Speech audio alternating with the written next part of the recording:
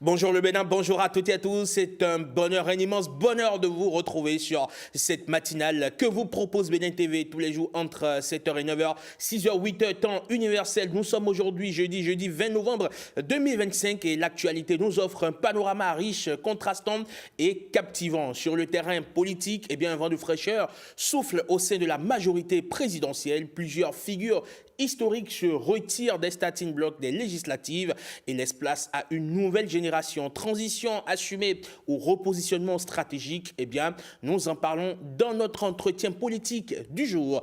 Avec Tonton Pat, eh bien, on parlera du 7e art. Cotonou s'apprête à briller sous les projecteurs après Londres et Lagos. Notre capitale accueille l'avant-première de Three Cold Dishes, le film panafricain porté par Burna Boy et tourné en grande partie chez nous, ici au Bénin. Un événement qui installe donc le Bénin au cœur du 7e art continental.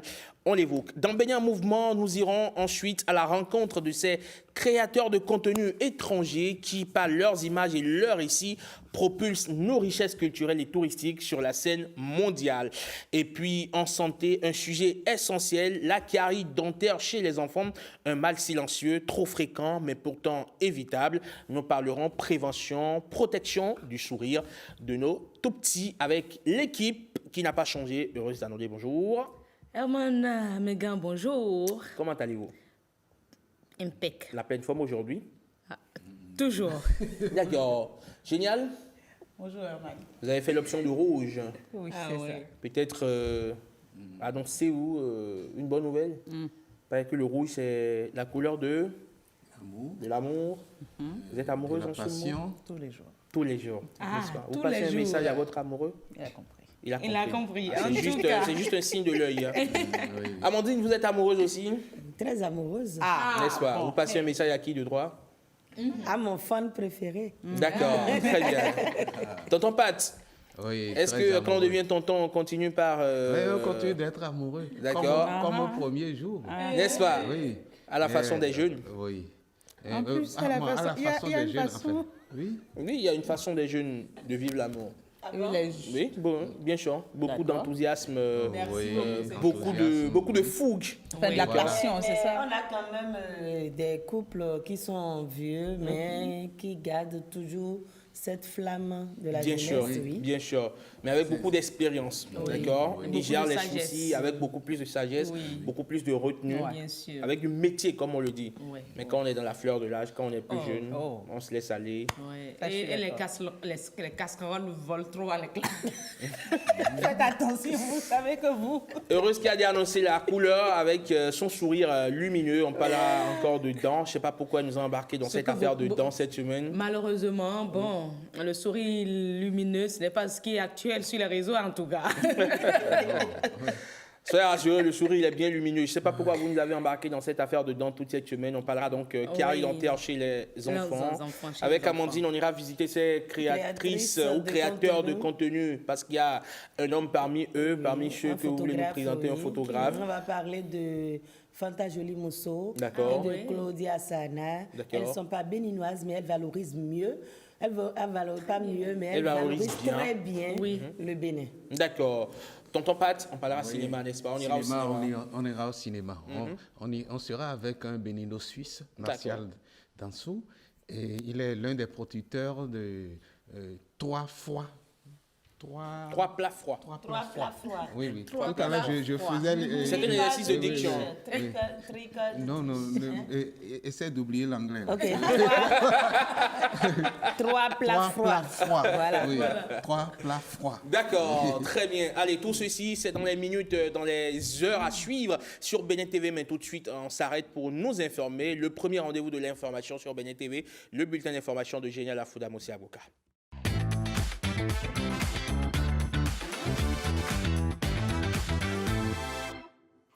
Très heureuse de vous retrouver, Madame, Monsieur. Bonjour. Direction le cabinet de la vice-présidence où s'est tenue une rencontre entre le président de la fondation du Lions Club, le brésilien Fabricio Oliveira, et la vice-présidente de la République. Au menu des discussions, eh bien, l'appui de la Fondation au secteur de la santé au Bénin, substance des échanges captés par Renaud Akakpo et François Issou. Tivemos a oportunidade de nos reunir.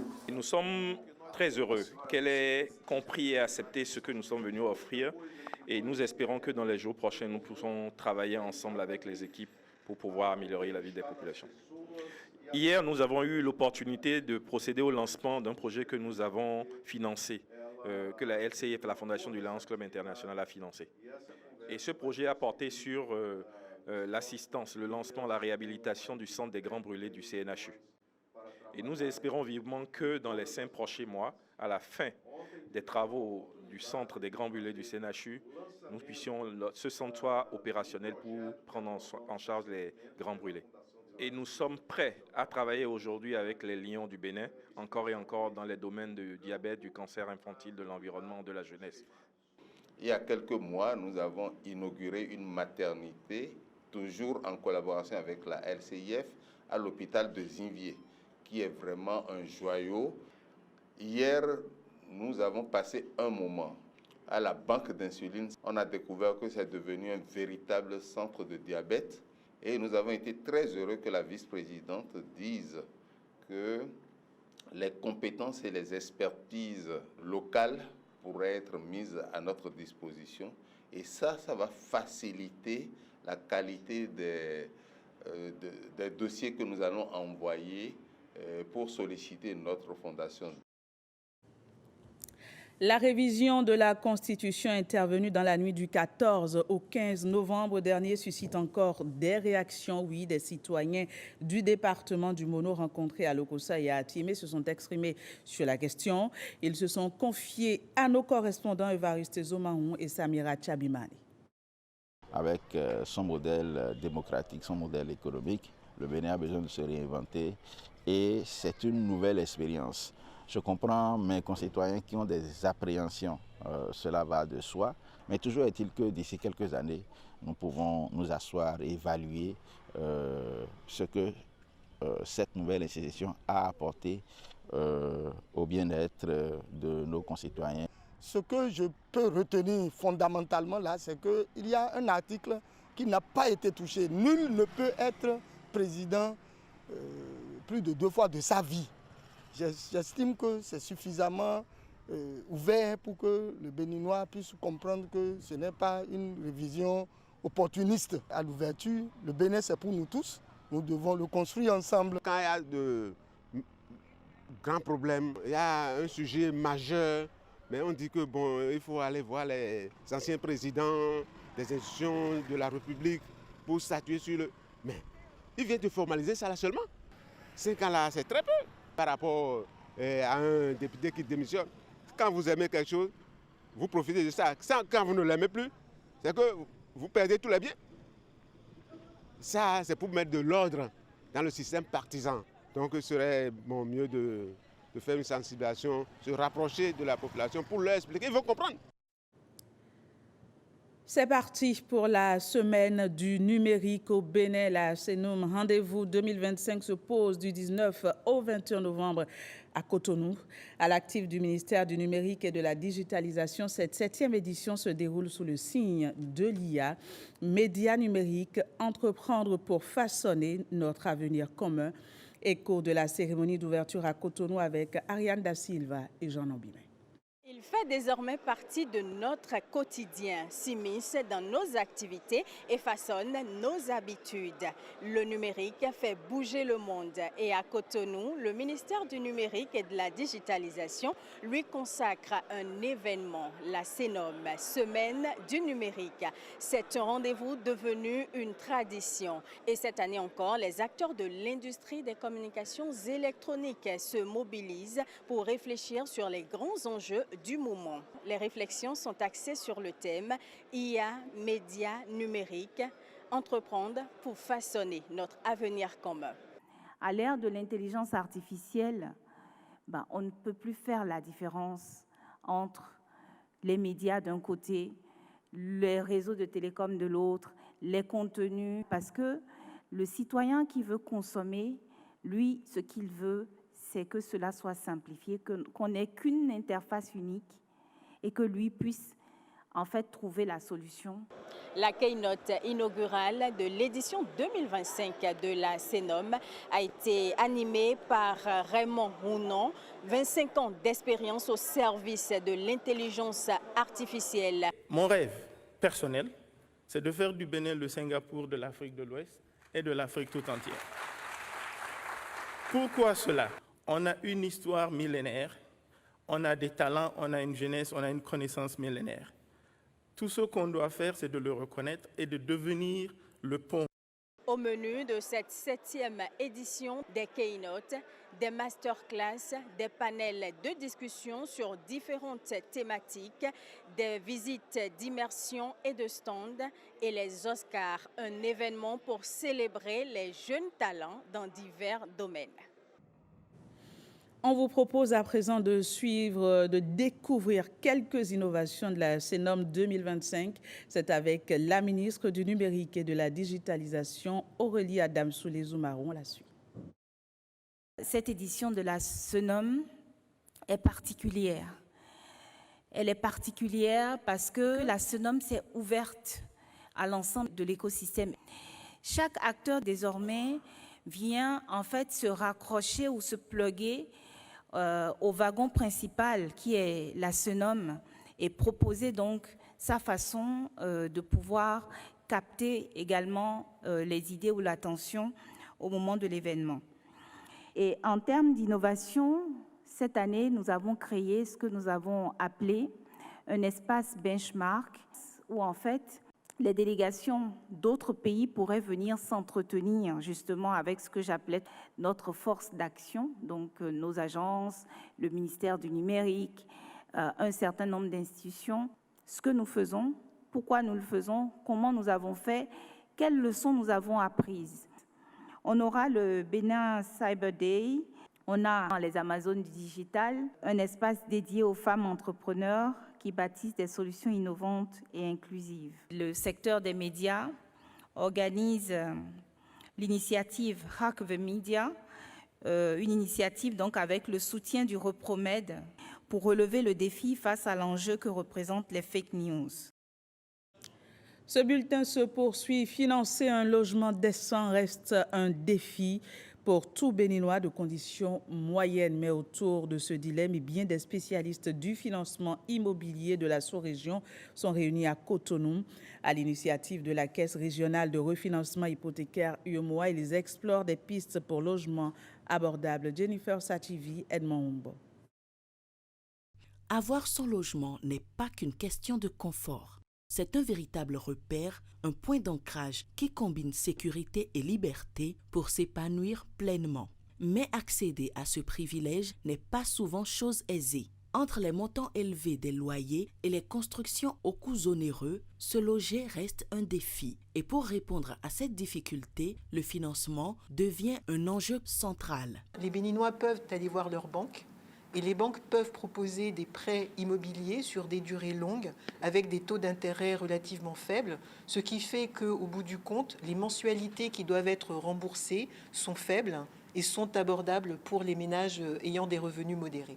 La Caisse régionale de refinancement hypothécaire se révèle comme une source d'opportunités. Mécanismes de crédit, garantie et titrisation sont autant de leviers pour faciliter le financement et rendre les projets viables.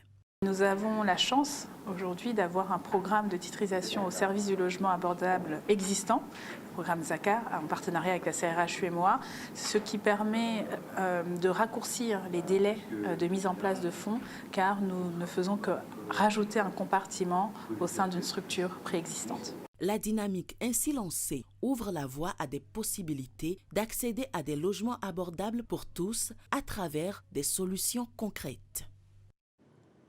Plus besoin pour certains malades de se rendre jusqu'à Cotonou pour des examens spécialisés au CHU des Borgou. Les patients se réjouissent d'un plateau technique modernisé. Toutefois, derrière ces progrès, des défis subsistent. En campagne de paix, le ministre conseiller Gbadamassi était au contact de ces réalités-là. On fait le point avec Ronald Robinson et Abdoulofou Idrissou.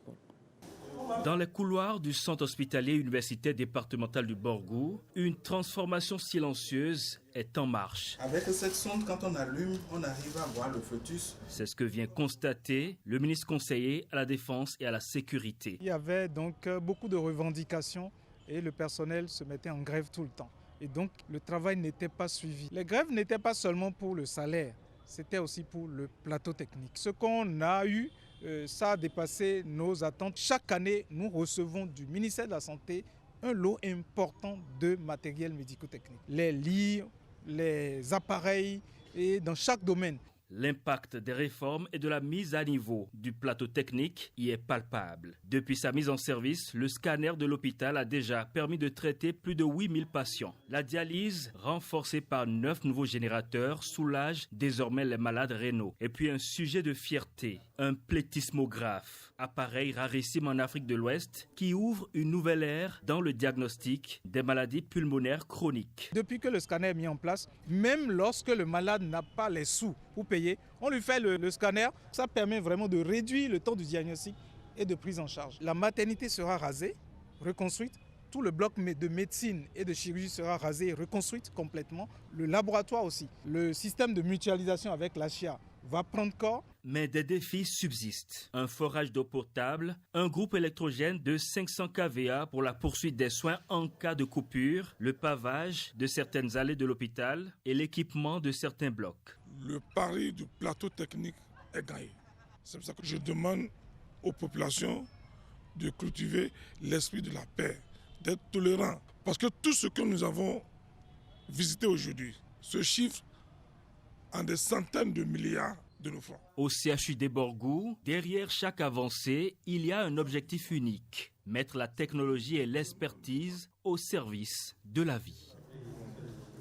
Cotonou accueille une conférence au parfum de revendication. Les femmes juristes d'Afrique qui réfléchissent à la place réelle des femmes dans le développement du continent. Un rendez-vous pour rompre avec les entraves et ouvrir de nouveaux horizons. Alexis Kenom, Ghislaine Bamidele, Adimi. Elles sont magistrates, avocates, professeurs, acteurs de la société civile venus des 4 coins du continent. Ces femmes juristes dénoncent les actions qui entravent la participation effective des femmes au développement de leur nation. La conférence 2025 de l'Association des femmes juristes d'Afrique pose alors une question simple, mais brûlante. Comment bâtir un avenir durable quand la moitié de la population est influencée par des barrières sociales, économiques ou juridiques? D'abord, les femmes ne connaissent pas leurs droits. Elles ne connaissent pas tous leurs droits. Mieux, les droits qui existent ne couvrent pas l'ensemble des violences vécues par les femmes. Par les violences en matière de cyberespace, les violences, les nouvelles infractions qui sont nées du fait des internets, du TIC, n'ont pas été réellement prises en compte. Ce qui fait que les femmes n'arrivent pas à jouir de leurs droits réellement. Dans les prises de parole, une même obsession. Quel outil utiliser pour accompagner les femmes et les filles, surtout celles à la base, à renforcer leur autonomie dans tous les domaines? Au cœur de cette conférence, des panels d'échange sur comment harmoniser les législations, comment renforcer la protection juridique des femmes, comment faire de l'égalité un moteur et non un slogan. Pour ces femmes juristes, la bataille se joue autant dans les tribunaux qu'au sein des communautés. Vous vous demandez dans quel marché vous rendre pour faire vos emplettes aujourd'hui? Eh bien, on vous aide à y voir plus clair avec ceci. Voilà, c'est la fin de ce bulletin. Merci de l'avoir suivi. Merci également à vous, Génial. On se retrouve demain pour le dernier acte que vous officiez ou que vous allez officier pour le compte de cette semaine. J'imagine que vous avez hâte. Oui, vivement le week-end. Vivement le week-end. Merci beaucoup. Vous passez une excellente journée. Bonjour le Bénin, tout de suite et maintenant, instant politique dans votre télé.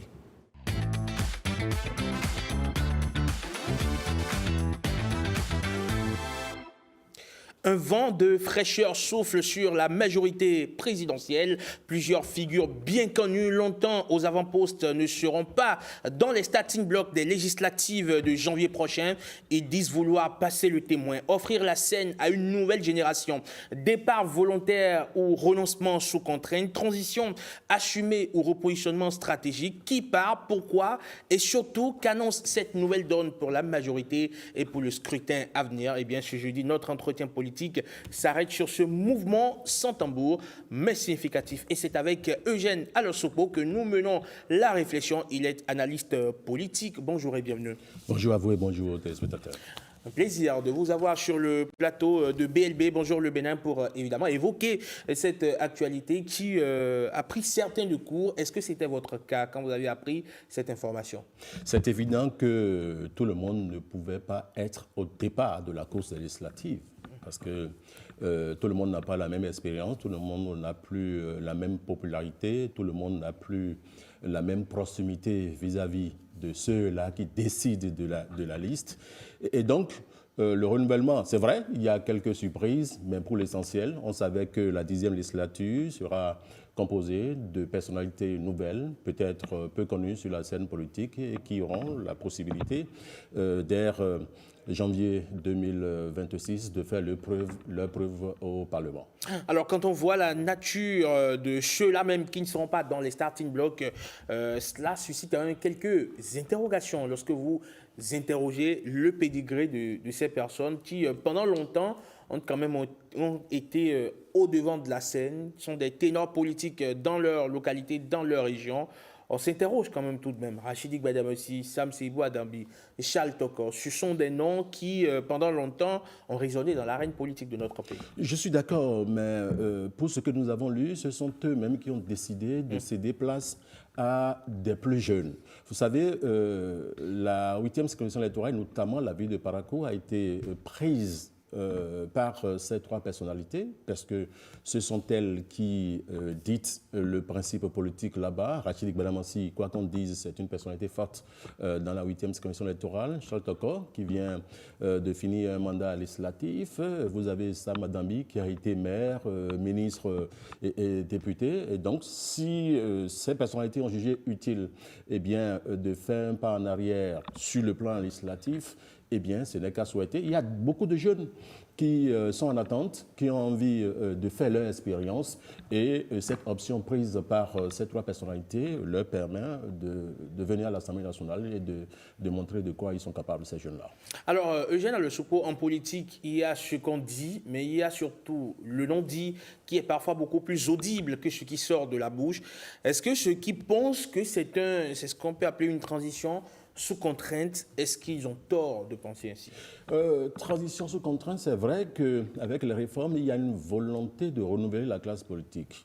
Mais si nous prenons le cas des trois hommes politiques que vous venez de citer, Charles Tokor ne vient que de faire un seul mandat au Parlement. Il pouvait se prévaloir de ça pour faire un autre mandat de 7 ans désormais. C'est une décision salutaire. Ce n'est pas simple, hein. Vous savez, la guerre aujourd'hui, c'est la guerre entre ceux qui sont allés plusieurs fois à l'Assemblée nationale et ceux qui ont envie d'y aller.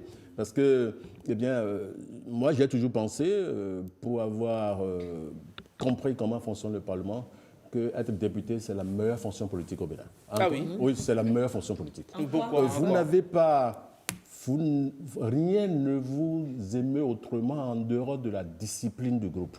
Vous savez, vous êtes dans une fonction où vous avez la latitude, vous avez la programmation d'aller travailler en commission, vous avez la programmation d'aller en plénière, vous avez vos activités personnelles si possible, et donc vous êtes contraint dans un calendrier qui conditionne votre vie au quotidien. Et puis aujourd'hui, en matière d'intérêt qu'on a en tant que député... En matière de rémunération, vous voulez dire? Oui, en matière de rémunération, ce n'est pas mauvais. C'est vrai que comparé à ce que beaucoup de députés gagnent dans la sous-région, Ce n'est pas encore ça, mais aujourd'hui, avec le niveau de vie, avec les réformes en cours, je pense qu'être député, c'est la meilleure fonction politique au Bénin. Alors, Birus? Oui, je veux quand même savoir, hein, ce qui paraît, c'est que c'est du volontariat. Mais est-ce qu'on peut appeler ça des calculs électoraux? Je ne sais pas ce que vous appelez volontariat. Le volontariat est lié à quoi?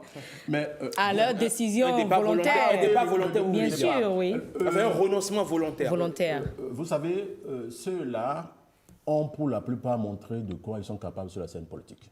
Je vous rappelle que Rachid Gouanamassi a été le premier maire de Parakou. Hein, ça fait 2002, si j'ai bonne mémoire. Il a été plusieurs fois député, FCB, et puis, etc. Aujourd'hui, il est ministre conseiller. Il est peut-être de bon ton. Vous savez, il faut savoir lâcher les choses avant que les choses ne vous lâchent. Il est aujourd'hui ministre conseiller. Je le vois maire, député, et puis ministre conseiller, retourné député. Il faut donner une linéarité à sa vie politique. Et je crois que c'est ce qui est en cours. Châteaucamp, on peut être surpris, mais c'est une décision qu'ils ont prise. Adami, oui, pour maire, député, ministre.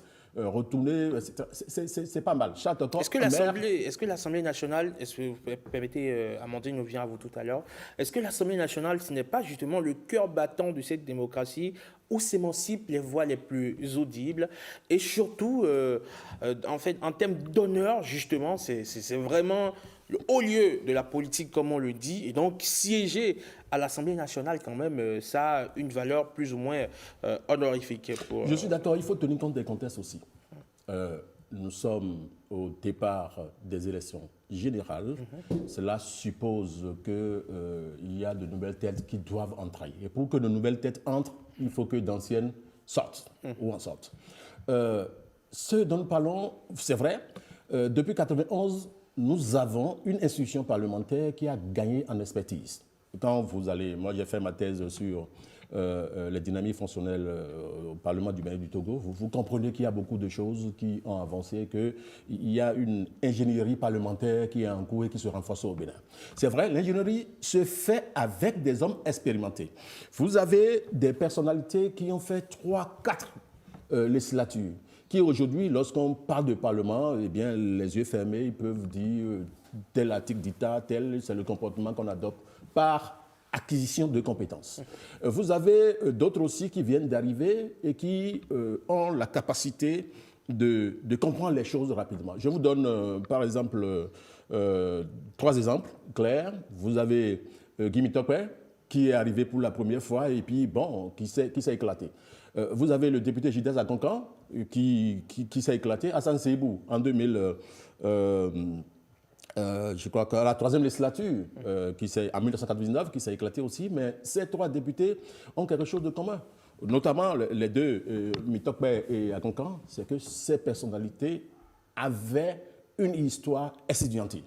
Ce sont des personnalités qui ont été présidents, responsables de donc, arrivés au Parlement, ils se sont retrouvés dans un nouveau monde, mais ils avaient déjà le prérequis, le coffret utile pour aller au combat. Et donc, ce n'est pas le cas de tout le monde. Et c'est la faiblesse des législatures successives. Vous avez une insuffisance de capacité communicationnelle. Je ne comprends pas qu'on ait des députés qui, pendant 3 ans, 4 ans, n'aient pas pu prendre la parole pour s'exprimer sur une question importante. Je ne mets pas cela sous le coup de la discipline de groupe. Non, personne n'a interdit à un député de s'exprimer, ne serait-ce qu'en plénière, sur des questions. Ce n'est pas critiquer le gouvernement qui est l'essentiel, mais même sur des questions qui arrangent le gouvernement, des propositions de gouvernement, il y a des députés qui n'ont pas pu parler. Et je trouve que c'est paradoxal, parce que la parole fait partie du Parlement, et le Parlement est parole.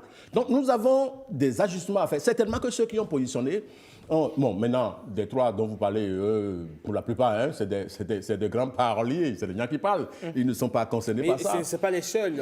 On apprend d'autres noms, notamment Lazare Serwito, Malik Gouminan aussi, enfin, pour le moment. Non, disons les choses clairement. Beaucoup ont pensé, lorsqu'on a dit que les 7 ont été exclus de la liste, j'ai dit exclus, entre griffes. Pas exclus. Ne sont pas sur la liste. Ne sont pas sur la liste, plus simple, que c'est une mesure punitoire. À tort ou à raison. mais il y a une constance. Nous avons constaté que l'avant-dernière proposition de révision de la Constitution, eh bien, cette députée n'avait pas observé le mouvement de l'ensemble. On estimait qu'il était sous le joug de quelqu'un et qui leur aurait dicté la commande. Alors, ça peut être subjectif. Non, c'est une punition finalement. Je n'ai pas dit ça. Mais nous constatons que les 7 là, à visage découvert, n'ont pas suivi la consigne qui devait être celle de l'ensemble des députés de la mouvance. Et ils ne se sont pas cachés, hein, ils l'ont fait. Maintenant, dans ça, vous avez d'autres. C'est vrai, on peut penser que c'est une mesure punitoire, à tort ou à raison, parce que vous prenez Malik Gomina, par exemple, il n'a fait qu'un seul mandat. Vous prenez Edmond Fonton.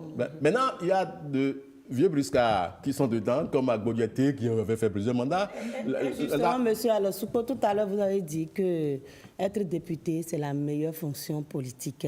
Mais pensez-vous que pour des acteurs qui ont déjà goûté au privilège des 5 ans, peuvent facilement cracher sur le septennat? Non, tout le monde a envie, tout au moins, de bénéficier de ce septennat, comme appendice de retraite. Tout à l'heure, vous allez parler de Gomina qui n'a fait qu'un seul mandat. Il a fait, écoutez, vous savez, si la mouvance est dans la perspective de gagner le pouvoir, il n'y a pas qu'un poste de député qui peut être attribué à une personnalité comme Malik Gomina. Lorsque vous avez toute l'ardoise, vous avez le pouvoir en main, ce qu'ils veulent, eh bien, ils ont la possibilité d'être repositionnés. Même si on prend cela comme mesure punitoire, écoutez, ça peut être circonstancié, ça peut être l'expression d'une humeur circonstanciée, mais après, ceux qui décident peuvent, eh bien, dans tous les cas, je vais vous dire une chose fondamentale. Si il y avait une alternance d'un autre parti politique en 2026, l'ensemble de ceux-là qui ont supporté le président Patrice Talon devaient avoir des soucis. Parce qu'ils s'y sont donnés corps et âme pour faire les réformes, pour supporter, peut-être à pas forcer. Mais aujourd'hui, ceux-là, bon, avec l'environnement, l'écosystème actuel, le politique actuel, ils peuvent eh bien espérer avoir le retour de la main. Vous savez, vous ne serez pas surpris de voir que beaucoup de personnalités qu'on avait estimées fatiguées ou déclassées, vous pouvez les voir sur la liste, c'est le contexte. Alors justement, Eugène Alosupo, on sait que le code électoral a corsé les scores pour pouvoir avoir des sièges, pour pouvoir lever des sièges au Parlement. On parle désormais de 20% dans toutes les circonscriptions électorales. On s'imagine que la bataille sera rude, sera féroce, ce sera une mare à crocodile.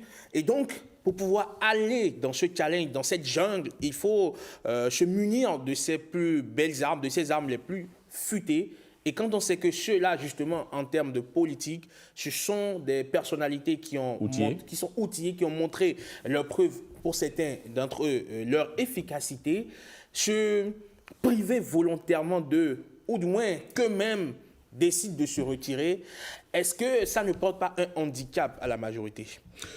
Je ne vois pas les choses ainsi. C'est une question. Vous savez, la mouvance n'aurait peut-être pas beaucoup, du moins les partis qui les ont positionnés n'auront pas beaucoup de chance si ceux-là s'écartaient de la campagne électorale de législative. J'ai vu et j'ai lu hier que le député Eustache Akovi a pris acte de ce qui ne sera pas sur la liste, mais s'est promis de se battre corps et âme pour que son parti, le BR, gagne dans sa circonscription électorale. D'autres aujourd'hui, vous savez, moi, si j'étais homme politique, j'aurais voulu avoir bien ce septennat, juste pour savoir ce que ça vaut. 7 ans, ce n'est pas simple. Et j'estime aujourd'hui que... Mais le tout, ce qui va se passer dépend aussi des responsables de partis politiques et des positionnements. Je pense que si vous arrivez à faire 7 ans au Parlement et que vous êtes actif et que vous faites un deuxième mandat, vous pouvez. Et c'est là où j'ai un peu de remords, mon regret par rapport à ce qui se passe. On aurait dû limiter le nombre de mandats législatifs à 2. Ça fait 14 ans. Quelqu'un qui fait 14 ans et qui n'a rien donné à l'Assemblée ne peut plus faire quelque chose de mieux. Donc ça, c'est une décision à prendre. Vous voyez. Et maintenant, ça crée un petit problème par rapport aux jeunes qui sont en attente et qui n'ont pas encore la chance. Lorsque quelqu'un est élu, vous devez attendre 7 ans. Et il peut avoir la chance de renouveler son mandat. Ça fait 14 ans.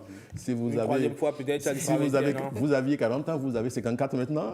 Je crois que vous patientez dans l'ombre en attendant votre tour. Certainement qu'on va pas faire encore les choses pour que aujourd'hui, pour que la politique soit conçue comme une succession de classes.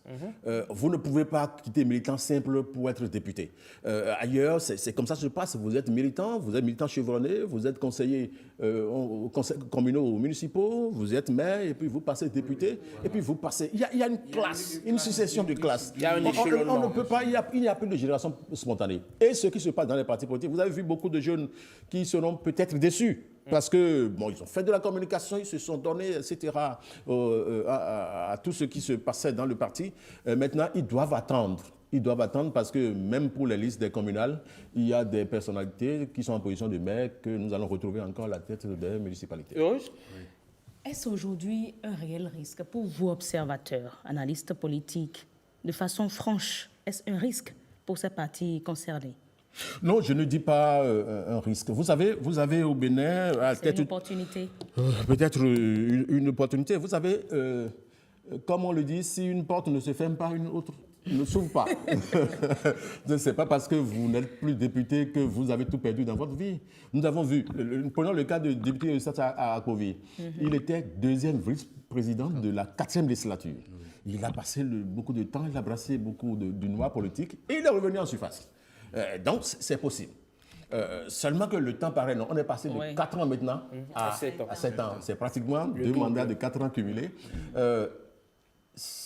Beaucoup pourraient perdre la patience politique. Mais si le management des partis politiques le décide, si on gère les ressources humaines à l'interne par rapport aux capacités, par rapport au profil, eh bien, au contraire, ça devait consolider les partis politiques à fonctionner. Et alors, vous savez, on n'a plus une pléiade de partis politiques. On a quelques-uns.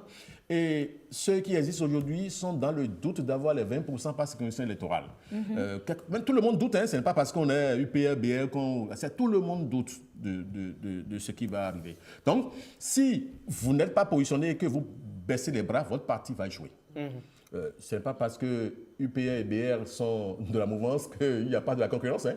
Vous allez sur certains terrains, c'est une bataille à mort. Parce que vous savez, vous êtes dedans maintenant ou vous ne serez plus dedans peut-être. Ou vous serez difficilement dedans à partir de 2026. On va aux élections générales là. Et donc, ceux qui vont entrer ne vont pas faire pierre figure. Il faut qu'ils soient persévérants pour mériter leur place et pour avoir la confiance de ceux qui décident. Patrick Joshua. En fait, j'avais une inquiétude parce que je me disais, ceux qui sont en train de sortir, est-ce qu'ils ont prévu passer déjà la main ou ils sortent ou on les sort simplement comme ça? Et la génération spontanée, est-ce qu'on a une génération spontanée? Est-ce qu'ils ont déjà préparé le terrain? Ils ont préparé la relève avant de passer? Et c'était toute la faiblesse de la politique au Bénin. Vous avez, avant les réformes, des personnalités qui étaient les maîtres dominateurs des partis politiques, des financiers des partis politiques. Ils pouvaient positionner son beau-frère, son frère, ses amis les plus proches. Il n'y avait pas une politique de mérite.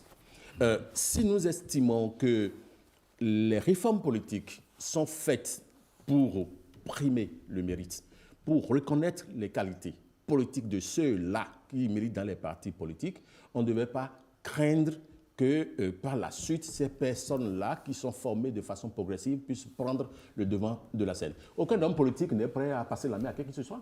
Surtout lorsque personne dit à tous ceux qui sont députés aujourd'hui de continuer dans la 10e législature, eh bien, ils seront prêts. Ils seront totalement prêts. Eugène Alochoupo, lorsqu'on scrute quand même un peu aujourd'hui, on va dire, les 2 quinquennats du président Talon passé à la tête du Bénin, on se rend compte qu'il a beaucoup fait la promotion de la jeunesse. Beaucoup de ministres sont quand même des jeunes. Même son dauphin, le ministre Romia de Wadaï, ministre d'État, a quand même relativement jeune.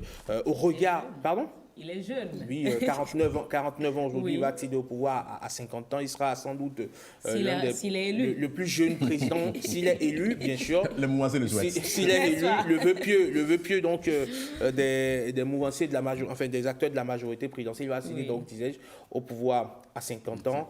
Cela voudra dire, est-ce que cela ne traduit pas donc fatalement une certaine volonté du chef de l'État, Patrice Talon, d'asseoir une classe politique relativement jeune pour qu'après même après son départ, cela puisse justement continuer par dérouler? J'ai envie d'être d'accord avec vous, mais être vieux n'est pas une maladie. D'accord. C'est l'expression du temps. Je ne suis pas, Patrick, c'est quoi le mot gérontophobe, c'est ça? Oui. C'est ça, hein? Gérontophobe. Vous avez vu dans l'appareil, à la présidente partout, dans le ministère, dans les agences, des personnalités qui avaient de l'expérience ailleurs et qu'on a appelées pour assumer des fonctions. Et elles ne sont pas... elles n'ont pas démérité. Les résultats sont là. Les jeunes, oui.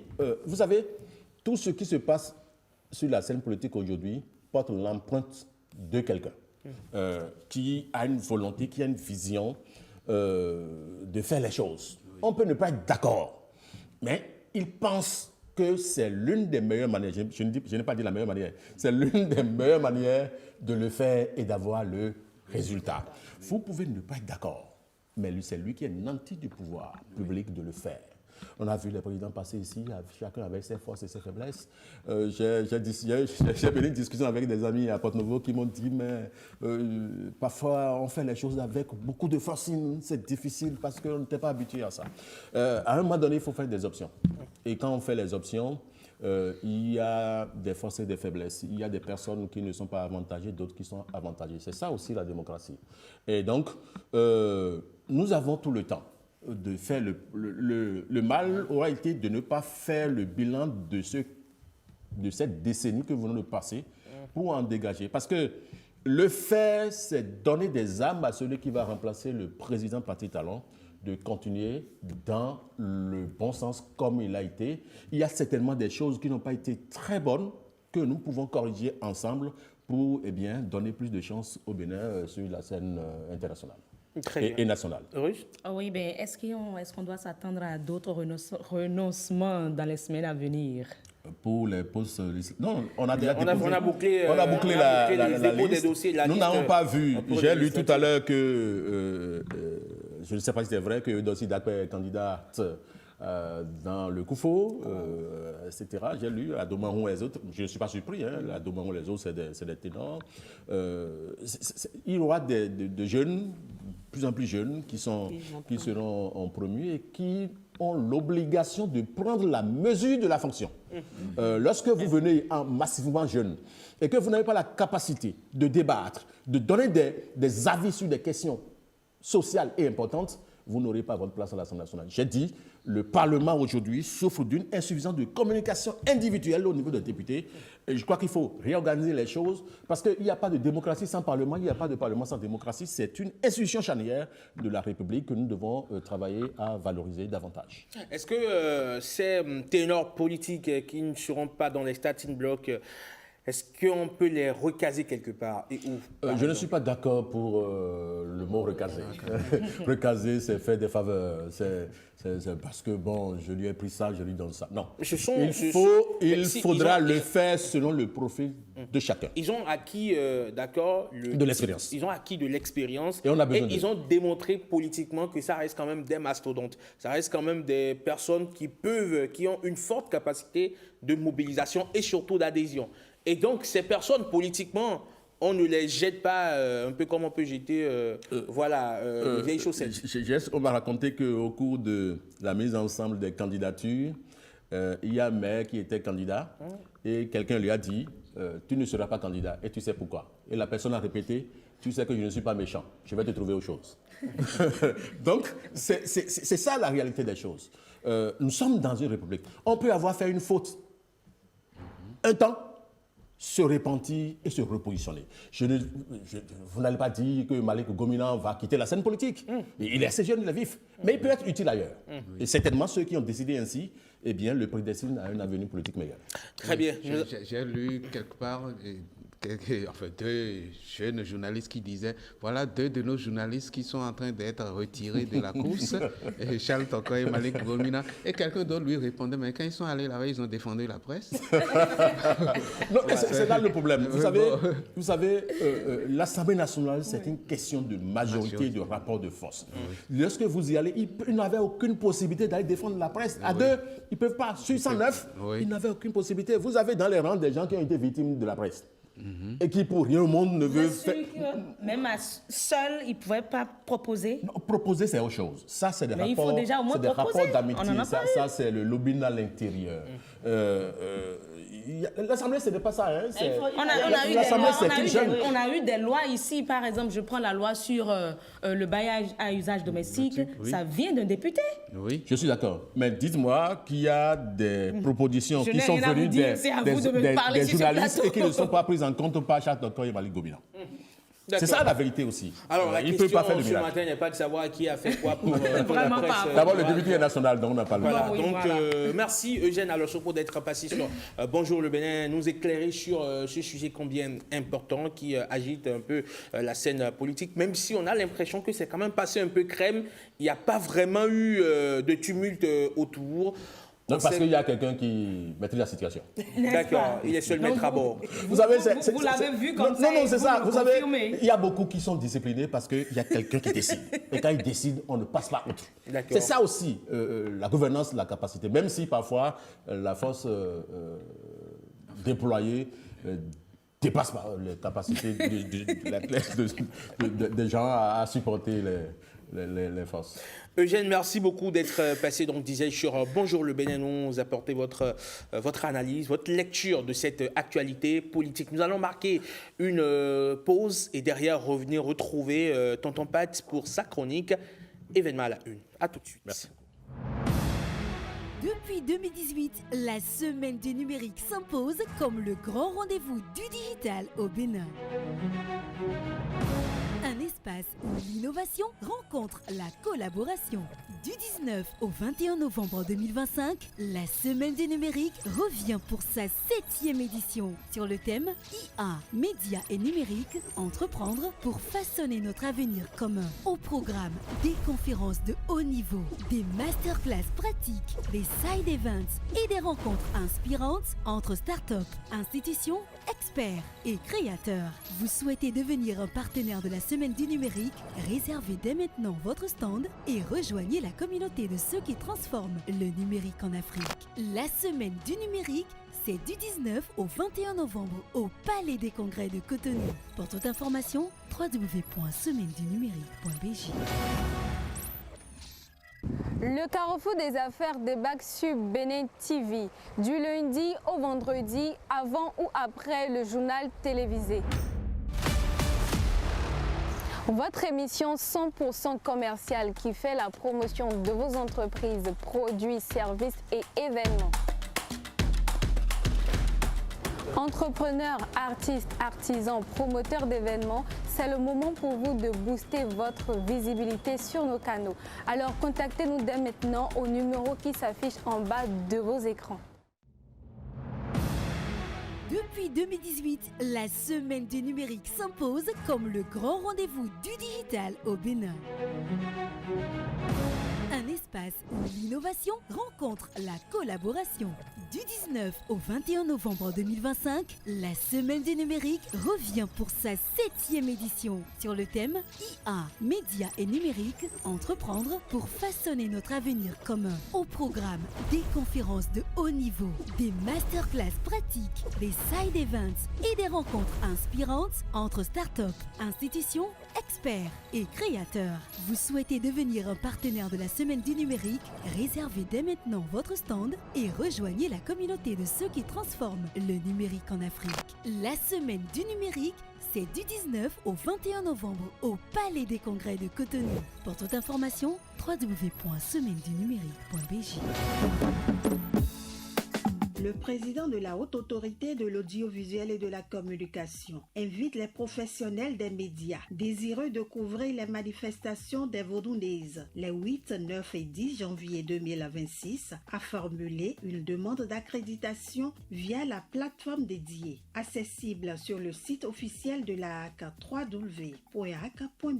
Les demandes doivent être déposées au plus tard le 21 novembre 2025 à 17h précises et accompagnées des pièces suivantes. Pour les journalistes, cadreurs et photojournalistes de la presse étrangère, une lettre signée du responsable de l'organe précisant la qualification professionnelle du requérant, adressée au président de la HAC, une copie de la carte de presse ou de la carte professionnelle en cours de validité, une copie lisible de la page d'identification du passeport. Pour les journalistes, cadreurs et photojournalistes de la presse béninoise, une copie lisible d'une pièce d'identité en cours de validité, carte nationale d'identité, CIP ou carte d'identité biométrique, une copie de la carte de presse en cours de validité. Le président de la HAC remercie les acteurs des médias pour l'intérêt qu'ils portent à cet événement culturel majeur et compte sur la contribution de chacun à la réussite de sa couverture médiatique. Le secrétaire général François Aoudo. Bonjour le Bénin, bienvenue si vous venez tout juste à l'instant de nous rejoindre tout de suite. Événement à la une.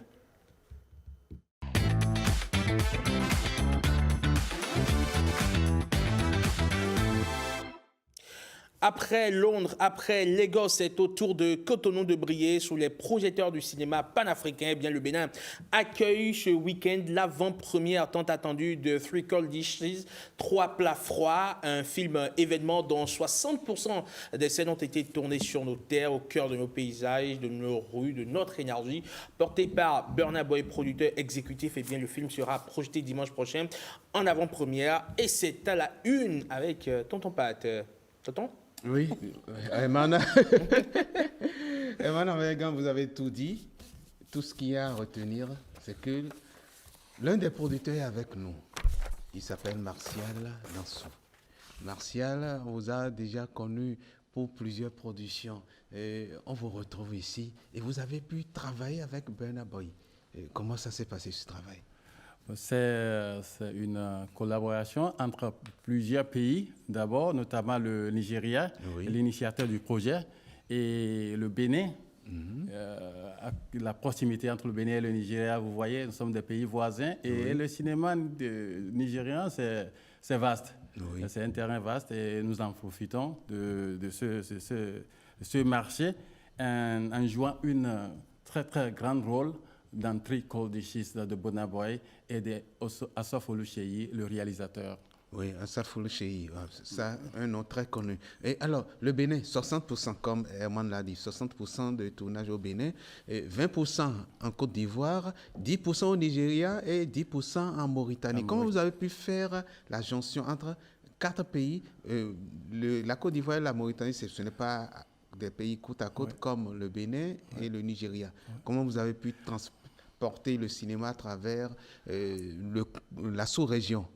Oui, l'histoire d'abord, c'est l'histoire de 3 filles venant de 3 différents pays de l'Afrique de l'Ouest, le Nigeria, le Mali et le Bénin.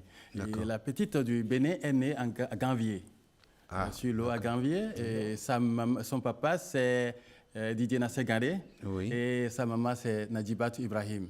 Et sa grand-mère qui a accouché le bébé, c'est Olga Vigoro. Ah, ok. Oui, exactement. Alors, c'est la maman de Gopal Das. Et on parle exactement. On parle ici aussi de ce qui se passe dans nos frontières.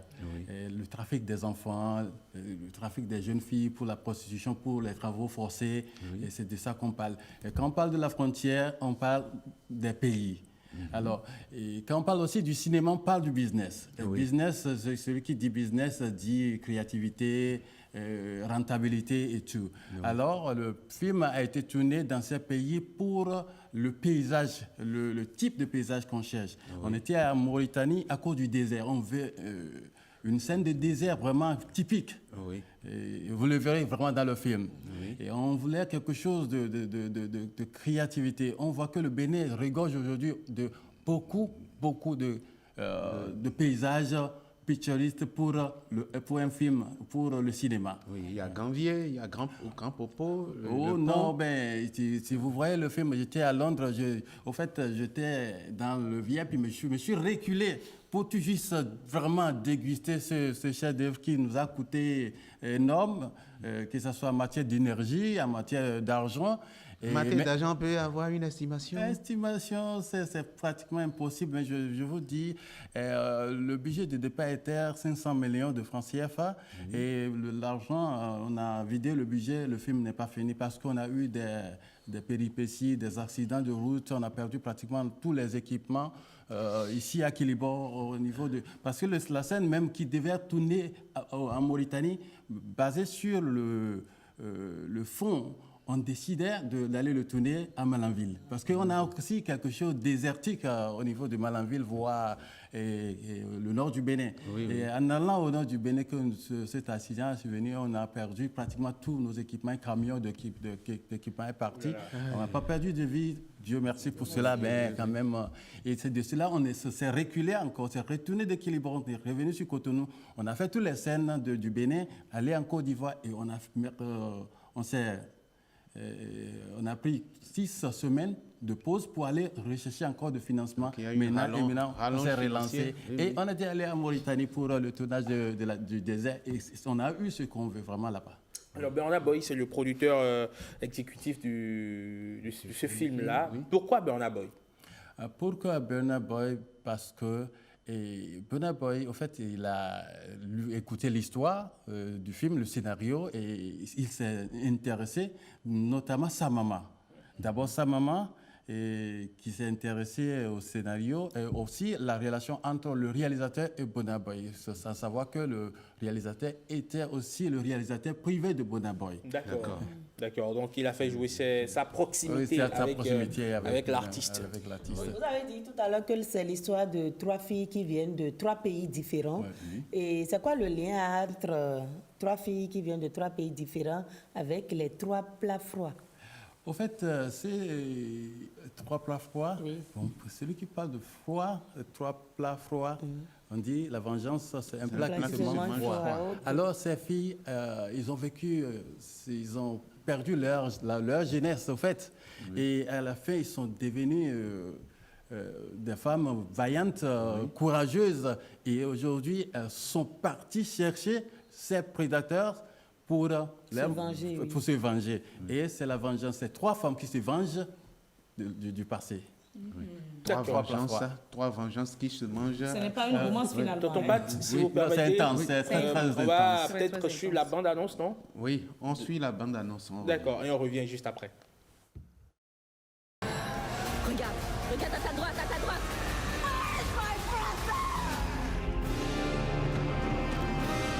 Everybody knows they did it. So now I'm paying you to tell me why.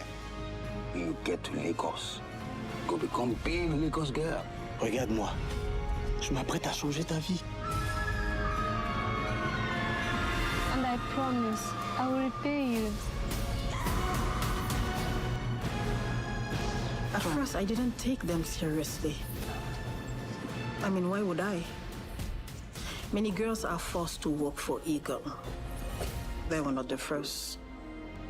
But I guess there's no telling how tasty a cold dish can be when you've been starving. Mais c'est dangereux. Mais comment vous allez faire pour les amener ici? Ce sont des hommes. Hell has no fury like 3 broken women. You may not like what I'm about to say. There is always the option of the law, you know? Putain merde. Fuck the law. And no, don't pardon my language. Justice is slow and corrupt. It's showtime. Are we ready? Voilà donc Shri Cold Dishes qui sera projeté dimanche prochain, c'est cela, Pat? Oui, dimanche prochain. À 17h. Et à 17h. On invite la population à y aller. Mais comment ça va se passer le dimanche prochain? Parce qu'il y a eu déjà l'avant-première à Londres, avant-première à Lagos, à Cotonou, et puis après... Après, le 27 à Abidjan et le 29 à Dakar. Ok. Oui. Alors, le dimanche prochain? Le dimanche prochain. Tout juste pour nous rappeler encore que, au fait, le film est déjà sorti dans tous les pays anglophones à partir du 7 novembre déjà. Oui. On a fait l'avant-première du Niger le 6. L'avant-première francophone du Bénin lance également la sortie du film dans toutes les salles du cinéma à partir du 28 novembre. Allez à Canal Olympia. Le film sera là le 28 novembre. Quelle est la durée? La durée du film, c'est 2 heures. 2 heures. Tu ne seras pas fatigué, pas qui ennuyé. sont les acteurs béninois qu'on peut retrouver dans le film? Les acteurs béninois qui sont dans le film, d'abord, on a aussi des techniciens venant du Bénin dans le film. On a Bankole Mazouk, qui est le deuxième assistant réalisateur, n'oublions pas. D'accord. Formidable travail. Et on a Hidayat qui a contribué aussi à l'écriture du scénario. Hidayat Ibrahim, qui a... Oui, on a aussi beaucoup de stagiaires sur le projet en matière de technicité. Okay. Maintenant, acteurs, on a Didier Nassé-Gandé, on a Najibat Ibrahim, on a Ado Issoufou, Olga Vigourou, on a Rodolphe Roussou, et on a la petite qui est née à Ganvier, qui est celle-ci ici. Elle s'appelle Bernadette Govoeke. D'accord, Bernadette Govoeke. Exactement. Et la collaboration entre Mais il y a aussi d'autres acteurs, on a eu une trentaine d'acteurs béninois dedans. Et la collaboration entre les divers acteurs de divers pays. Oui, ça a été facile? Ça a été facile, mais la barrière de langue, oui, exactement, la barrière de langue. Le réalisateur est anglophone et c'est compliqué avec la traduction. Mais c'est un gars très, très, très dynamique. Il est court de taille, mais grand. un jeune aussi. Mais vraiment, il a quelque chose à donner au cinéma. Le script a été assez... dynamique pour pouvoir aider tout le travail. Alors, oui, le script a été vraiment dynamique. Et aussi, c'est quelqu'un que, au fait, les gens parlaient hier de la répétition. C'est quelqu'un qui n'aime pas la répétition, mais il te prend, il te met sur la scène, il te dit fais telle chose. Il suffit que tu mémorises ta partie. Sinon, il n'aime pas ce drame de répétition, s'asseoir quelque part un jour, non. Il te met, il dit fais telle chose. Il te fait sortir de ton gond, même si c'est un gars. Alors, est-ce qu'une partie du scénario a été écrit en français et l'autre en anglais, c'est cela? Non, le scénario est entièrement écrit en anglais, traduit par Hidayat Ibrahim en français. D'accord. Et maintenant, les francophones, comme vous l'avez vu dans la bande-annonce, les francophones parlent le français, les anglophones parlent l'anglais. Et entre eux. On a harmonisé. Exactement. Mais on a déjà le doublage tout entièrement en français déjà. Oui. Ça qui sera projeté dimanche prochain à 17h donc au Palais des Congrès. On va revenir à vous tout à l'heure, le temps de délivrer les autres événements à la une patte. On revient sur cette journée du 20 novembre qui est consacrée par les Nations Unies, journée du droit des enfants. Oui, c'était d'abord la journée, c'était dit une journée simplement de l'enfance ou une journée des enfants. On va suivre un élément qui fait un récapitulatif. C'est un élément d'une manière poétique avec ans à la fin. D'accord, on y va. Mayavio, ne pleure pas. Sors de cette souffrance en cette journée mondiale de l'enfance pour une poésie de la réjouissance. Histoire d'une jouissance. D'abord, en 1954, l'Assemblée générale des Nations unies avance que tous les peuples instituent une journée mondiale de l'enfance. Ensuite, le 20 novembre 1959, l'Organisation des Nations unies lance l'adoption de la Déclaration des droits de l'enfant. Enfin, le 20 novembre 1989, l'ONU balance l'adoption de la Convention internationale des droits de l'enfant. Et désormais, chaque 20 novembre est consacré à la journée mondiale de l'enfance. My Day, My Rights, ma journée, mes droits, thème de l'édition 2025 de cette journée des droits de l'enfant. 5 parmi ces droits élèvent l'enfant vers l'excellence. 1. Le droit à l'égalité, c'est la moindre chance. 2. Le droit à une identité, c'est sans interférence. 3. Le droit à la santé, c'est une impérative référence. 4. Le droit à la vie en famille, c'est une impérieuse déférence. 5. Le droit à l'éducation, c'est une impériale déférence. 5 droits pour le sauver dès sa naissance. 5 droits pour le garder durant son enfance. 5 droits pour le sauvegarder pendant son adolescence. Et l'enfant grandira en bon sens, en bonne essence et en très bonne quintessence. C'est le moindre mal pour une heureuse enfance.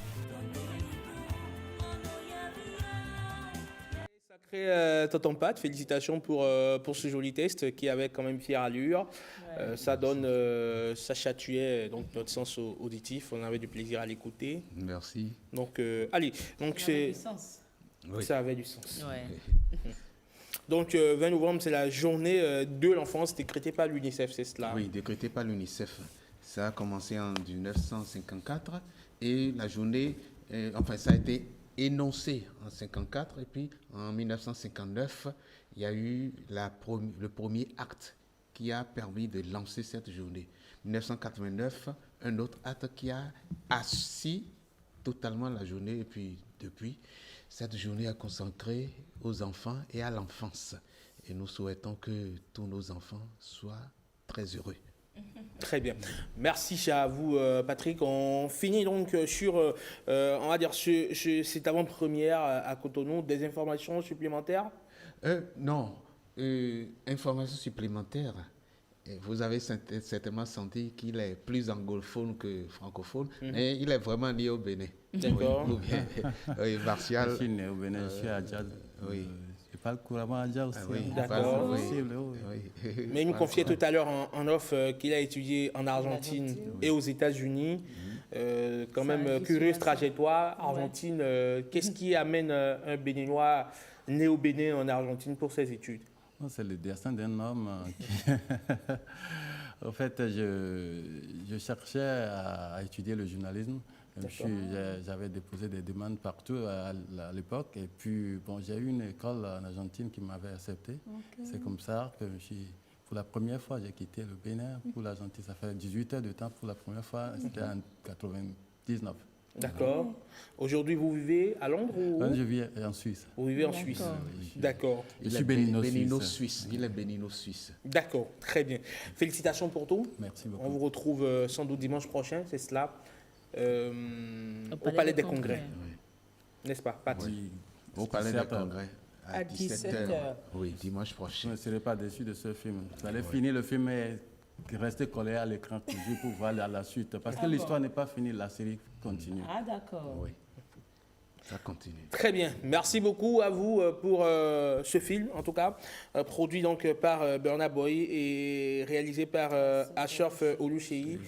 Et donc, le réalisateur nigérien, l'avant-première du film, c'est le 23 novembre prochain au Palais des Congrès de Cotonou, comme on peut le voir donc, sur cette affiche. Si vous avez du temps, allez-y en famille pour aller voir. Il y a des comédiens béninois qui ont joué, des acteurs béninois qui ont joué dans ce film. On les a rappelés tout à l'heure, Didier Nassé-Gandé, Aldo Issifou, Olga Viguru. Et j'en oublie encore, Pat. Vous restez avec nous pour la suite de cette émission.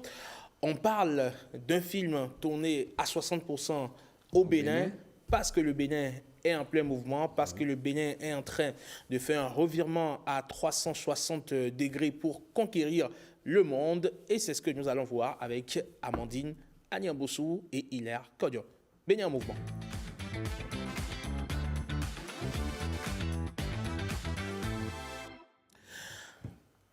Quand la beauté d'un pays dépasse ses frontières, eh bien, ce sont souvent les regards venus d'ailleurs qui en révèlent l'éclat, comme dans le film, évidemment, dont nous venons de parler. Depuis quelques années, le Bénin inspire, séduit, captive, et ce sont désormais des créateurs de contenu étrangers, voyageurs, vidéastes, storytellers du monde entier qui deviennent les nouveaux ambassadeurs de nos richesses culturelles et touristiques. De leurs images circulent, leurs ici, j'allais dire que leurs images circulent, leurs ici touchent, leurs vidéos suscitent curiosité et admiration. Quand le regard extérieur devient un miroir valorisant et l'identité du Bénin se raconte à travers les voix du monde. C'est votre chronique aujourd'hui, Amandine Aniambossou. Est-ce que vous pouvez nous dire à peu près de quoi il s'agit? Oui, Manamega, il s'agit de deux créatrices venues de France, Fanta et Claudia, qui racontent le Bénin avec passion et respect. Elles captent les beautés du quotidien, sourires, gestes, lumière, langue et saveur. Leur vidéo célèbre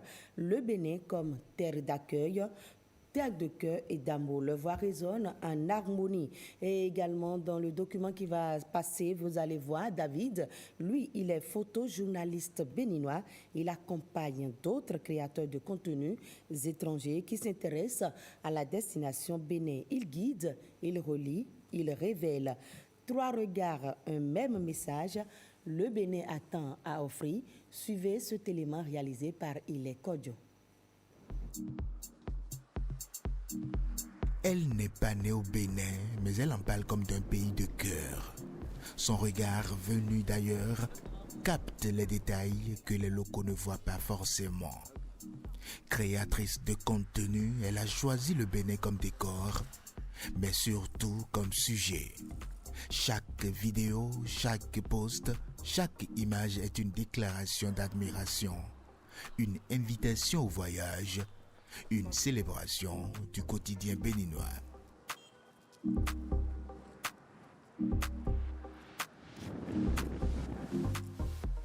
Elle raconte le Bénin avec curiosité et respect, et son audience, souvent lointaine, découvre un pays qu'elle ne connaissait pas ou qu'elle croyait connaître. Aujourd'hui, elle nous parle de son parcours, de ses inspirations, de ce lien qui s'est tissé entre elle et cette terre d'accueil.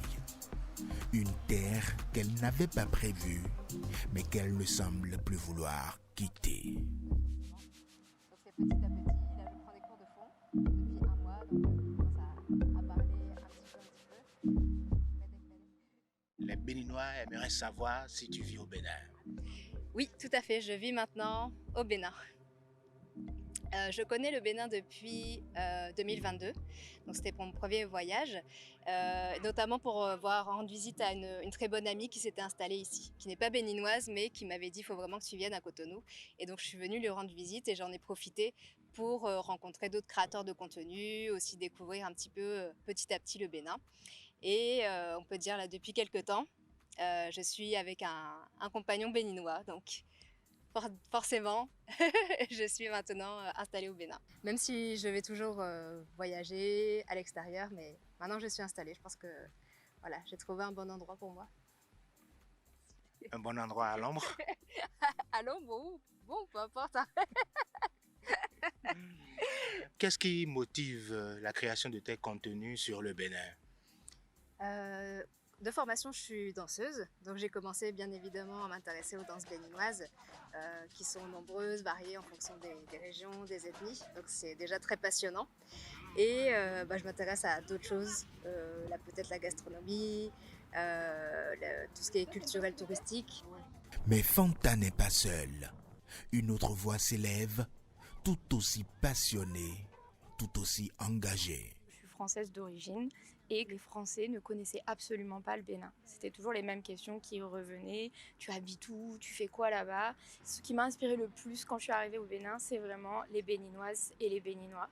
De par les valeurs, de par l'hospitalité, la gentillesse, l'éducation. J'ai la chance d'avoir une communauté super engagée, donc aussi bien à l'extérieur que au Bénin, et ils sont toujours là à me soutenir. Je pense qu'ils sont aussi très contents pour ce qui est des Béninois, de la valorisation de leur pays Et ça me permet aussi, moi, de parcourir un petit peu tout le pays, du nord au sud, de l'est à l'ouest. Et il y a même des Béninois qui arrivent à découvrir des endroits où ils n'ont jamais été. Et ça, c'est hyper satisfaisant pour moi. Claudia, elle explore le Bénin avec une curiosité gourmande et une tendresse sincère. Et comme Fanta, elle s'est mise en quête d'un défi, comprendre le Fongbe pour mieux raconter. C'est très très important quand on vient découvrir un pays, ça fait vraiment preuve d'adaptation. Donc on sait Fombek Pelek Pelek. Je n'ai pas la chance de connaître les autres parce qu'il y en a beaucoup, mais en tout cas la langue fond est vraiment pleine de métaphores et pleine de choses très très intéressantes. J'ai besoin de toi pour apprendre des choses romantiques, ce qu'on peut dire à son homme béninois, tu vois. Ok, ah ça je suis la meilleure. J'étais sûre. Ok, alors tu peux lui dire, fais-moi un bisou. Oui. Kissinumi. Kissinumi. Exactement. Tu peux dire aussi, fais-moi un câlin. Placiconomie. Placiconomie. Voilà, ça c'est des choses de l'amour. Placiconomie. Voilà. Ok, super, super. Et attends, est-ce que tu sais comment on dit je t'aime? Niwanwe. C'est ça? Ouais, c'est ça, parfait. Maintenant, est-ce que tu sais comment on dit je t'aime très très fort? Mais genre l'amour puissant, quoi. Mais je veux dire ça? Ok. On dit Uniwanwe la kumi. Uniwanwe la kumi. Voilà, exactement. Mais c'est super ça. Je peux pas attendre. Je vais appeler mon chéri, je vais lui dire tout de suite. Ok, vas-y.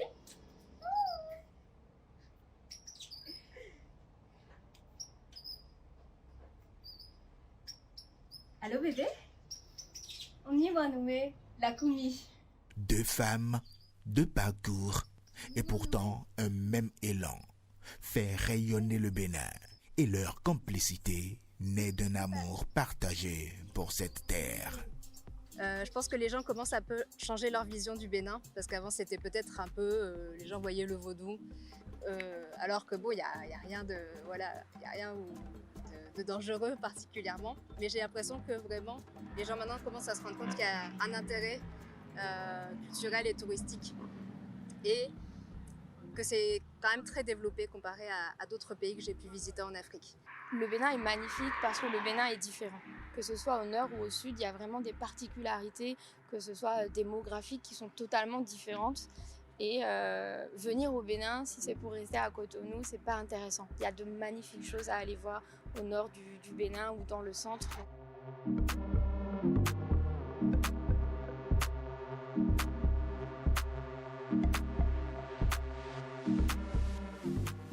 Mais derrière chaque image, chaque récit, il y a souvent une main invisible. Un guide, un passeur, un fixeur. Lui, il est né ici. Il connaît les chemins, les traditions, les secrets. Il s'appelle David.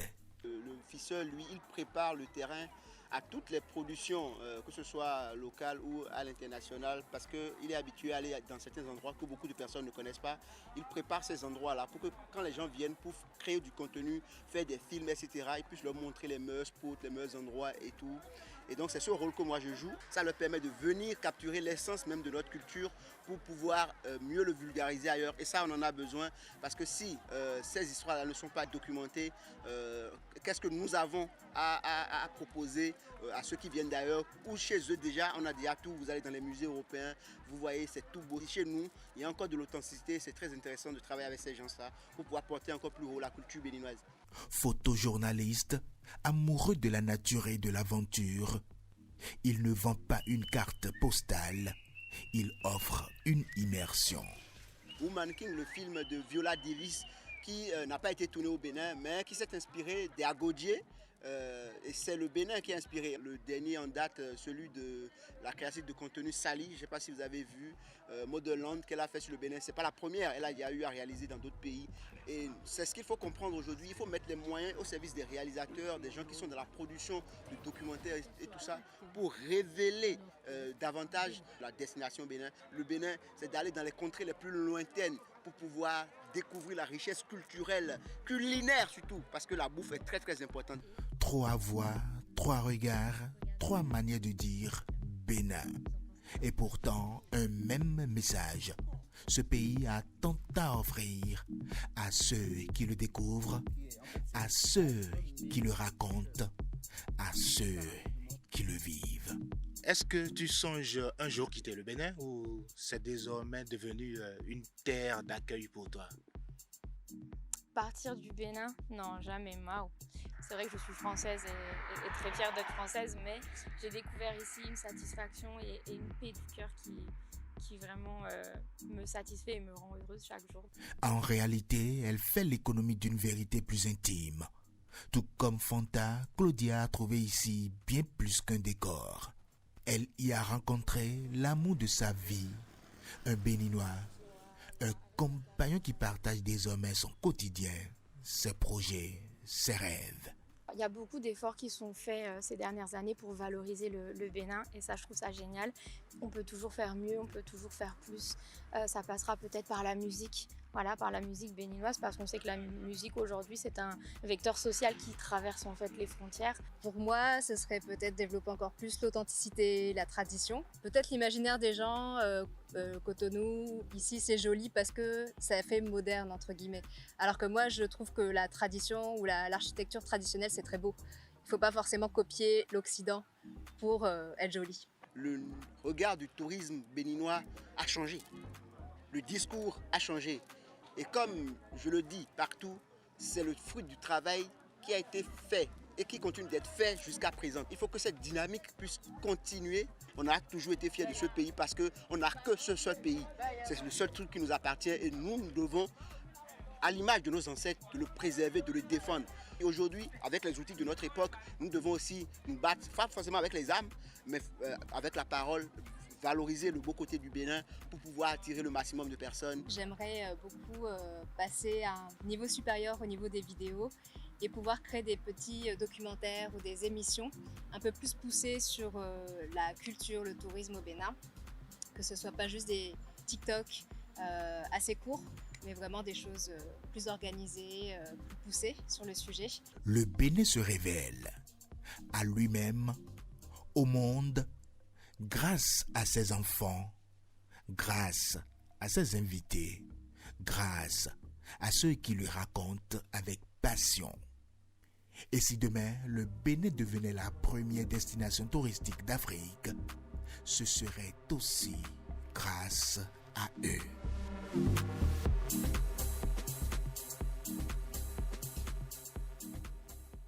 Très beau reportage de Hilaire Kojo et Jacob Toto Edo pour nous évidemment plonger Amandine Anyamosou dans l'univers de ces... Pardon? Et un bon montage de Patrice Rouillet. De Patrice Rouillet. Très c'est bien. Patrice qui a monté. Voilà, donc oui, donc ici, ce travail, ce joli travail qui nous plonge dans l'univers de ces créateurs de contenu étrangers. Ce n'est pas les seuls, hein, mais bon, il y a un parti pris pour, dans le cadre de ce reportage pour ces femmes-là, pour ces deux notamment, et le troisième, David Niara Picture, donc, qui accompagne ces deux jeunes dames qui promeuvent le Bénin.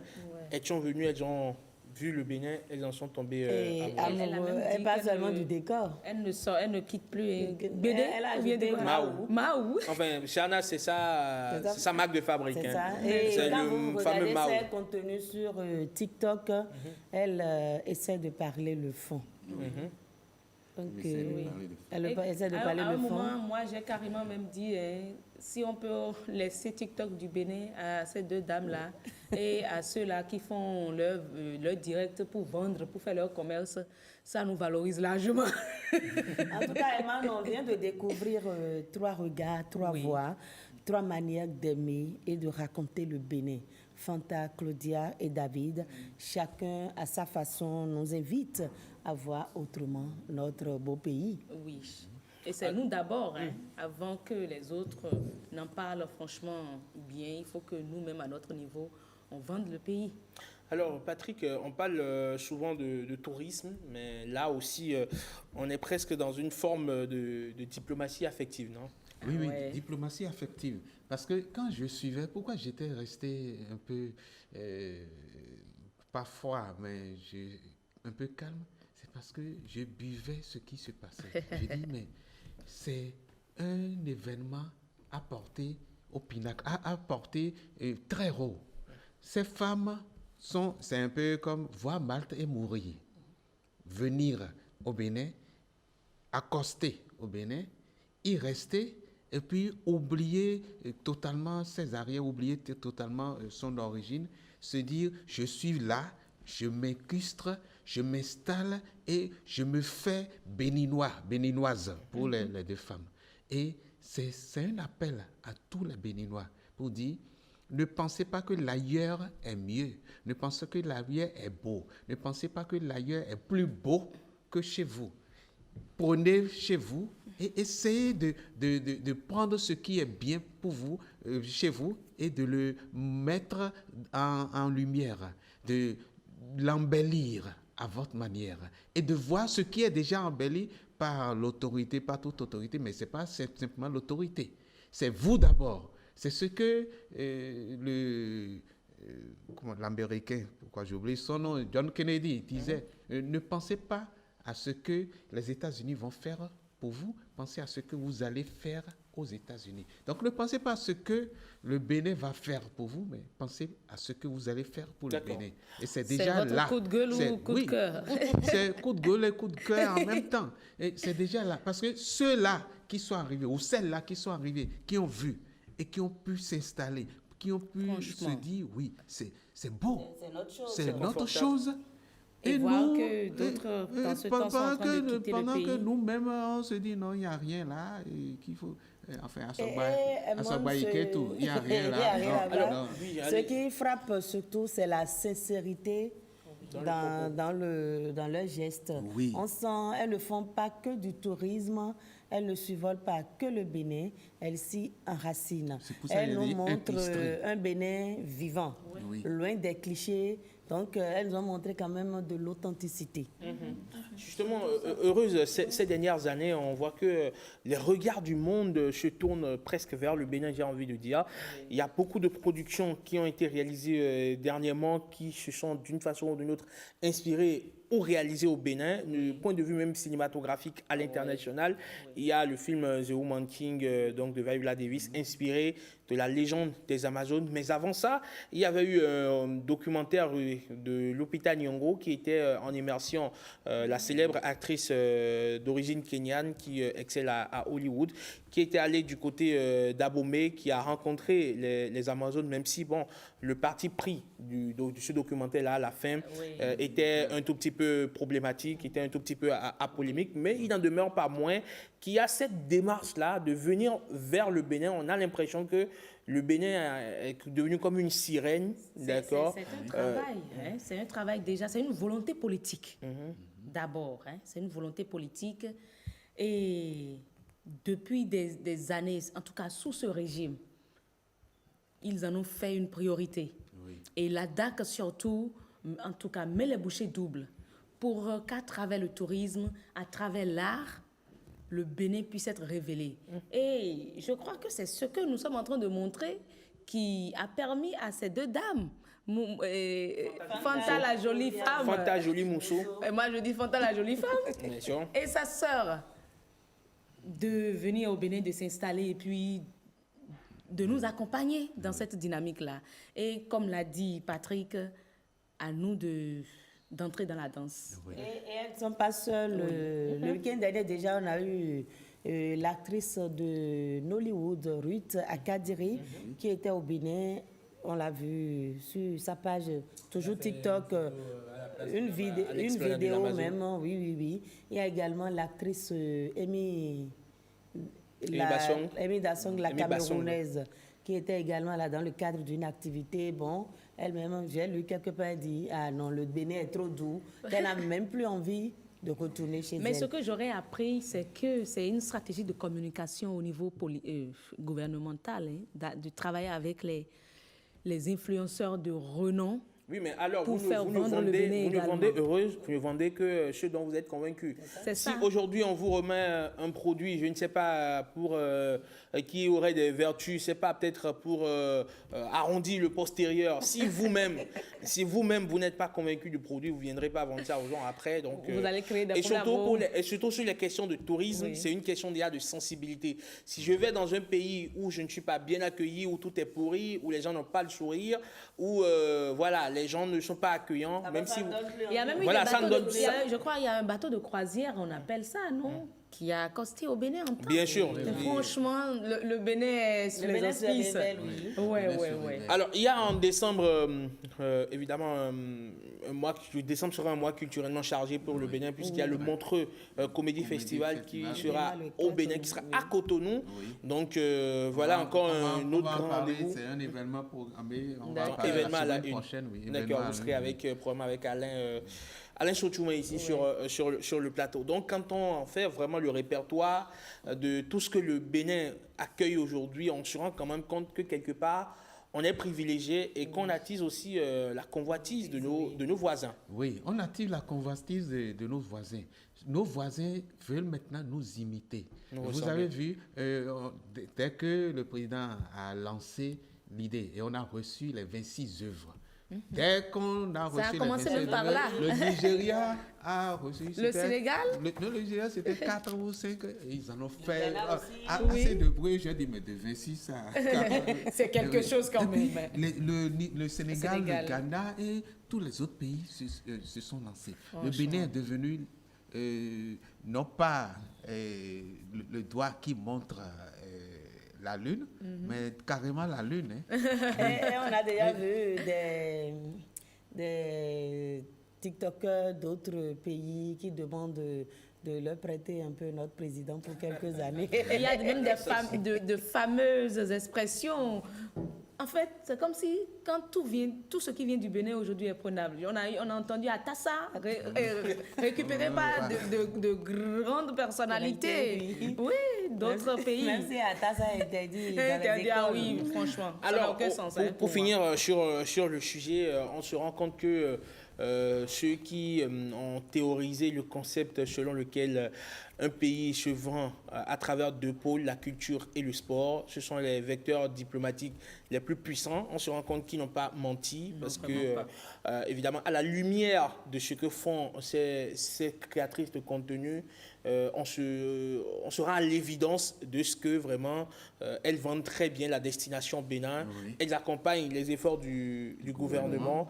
Il y a ce qu'elles font sur les réseaux sociaux, mais il y a aussi l'autre versant qui est beaucoup plus, beaucoup plus formel à travers des productions. Ils en ont parlé dans le document de Hilaire, notamment Motherland de Sali. Et je me souviens quand la projection a été faite en présence du chef de l'État, Patrice Talon, lui-même a corrigé quelques imperfections, quelques propos travestis, quelques réalités travesties. C'est ça que certains aiment chez l'homme. En fait, oui, venez vendre mon pays, mais vendez mon pays de façon réelle, de façon vraie. Authentique. C'est ça. Très bien. Madame Egan, pour ne pas faire de jaloux, si vous permettez, on va quand même saluer les autres créateurs de contenu, nationaux ou internationaux, qui, pour les efforts consentis pour valoriser la richesse culturelle du Bénin.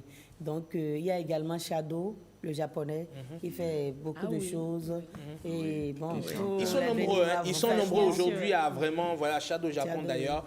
Qui était à Osaka avec les Pépitas, qui a d'ailleurs presté avec les Pépitas. Alors, il faut justement, vous faites bien saluer tous ces créateurs de contenu qui promeuvent la destination Bénin. Dieu sait qu'ils sont aujourd'hui très, très nombreux. Et dans le cadre des Vodun Days à venir, il y a beaucoup déjà qui s'annoncent. Et aussi dans le cadre du festival de musique urbaine We Love EA qui s'annonce aussi.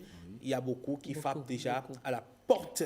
Voilà donc pour ce qui est de ce sujet, le Bénin raconté à travers les voix du monde. Merci à Hilaire Kodio pour évidemment ce magnifique travail. Heureuse, à présent on se tourne vers vous pour parler santé. Bien sûr. Tout de suite.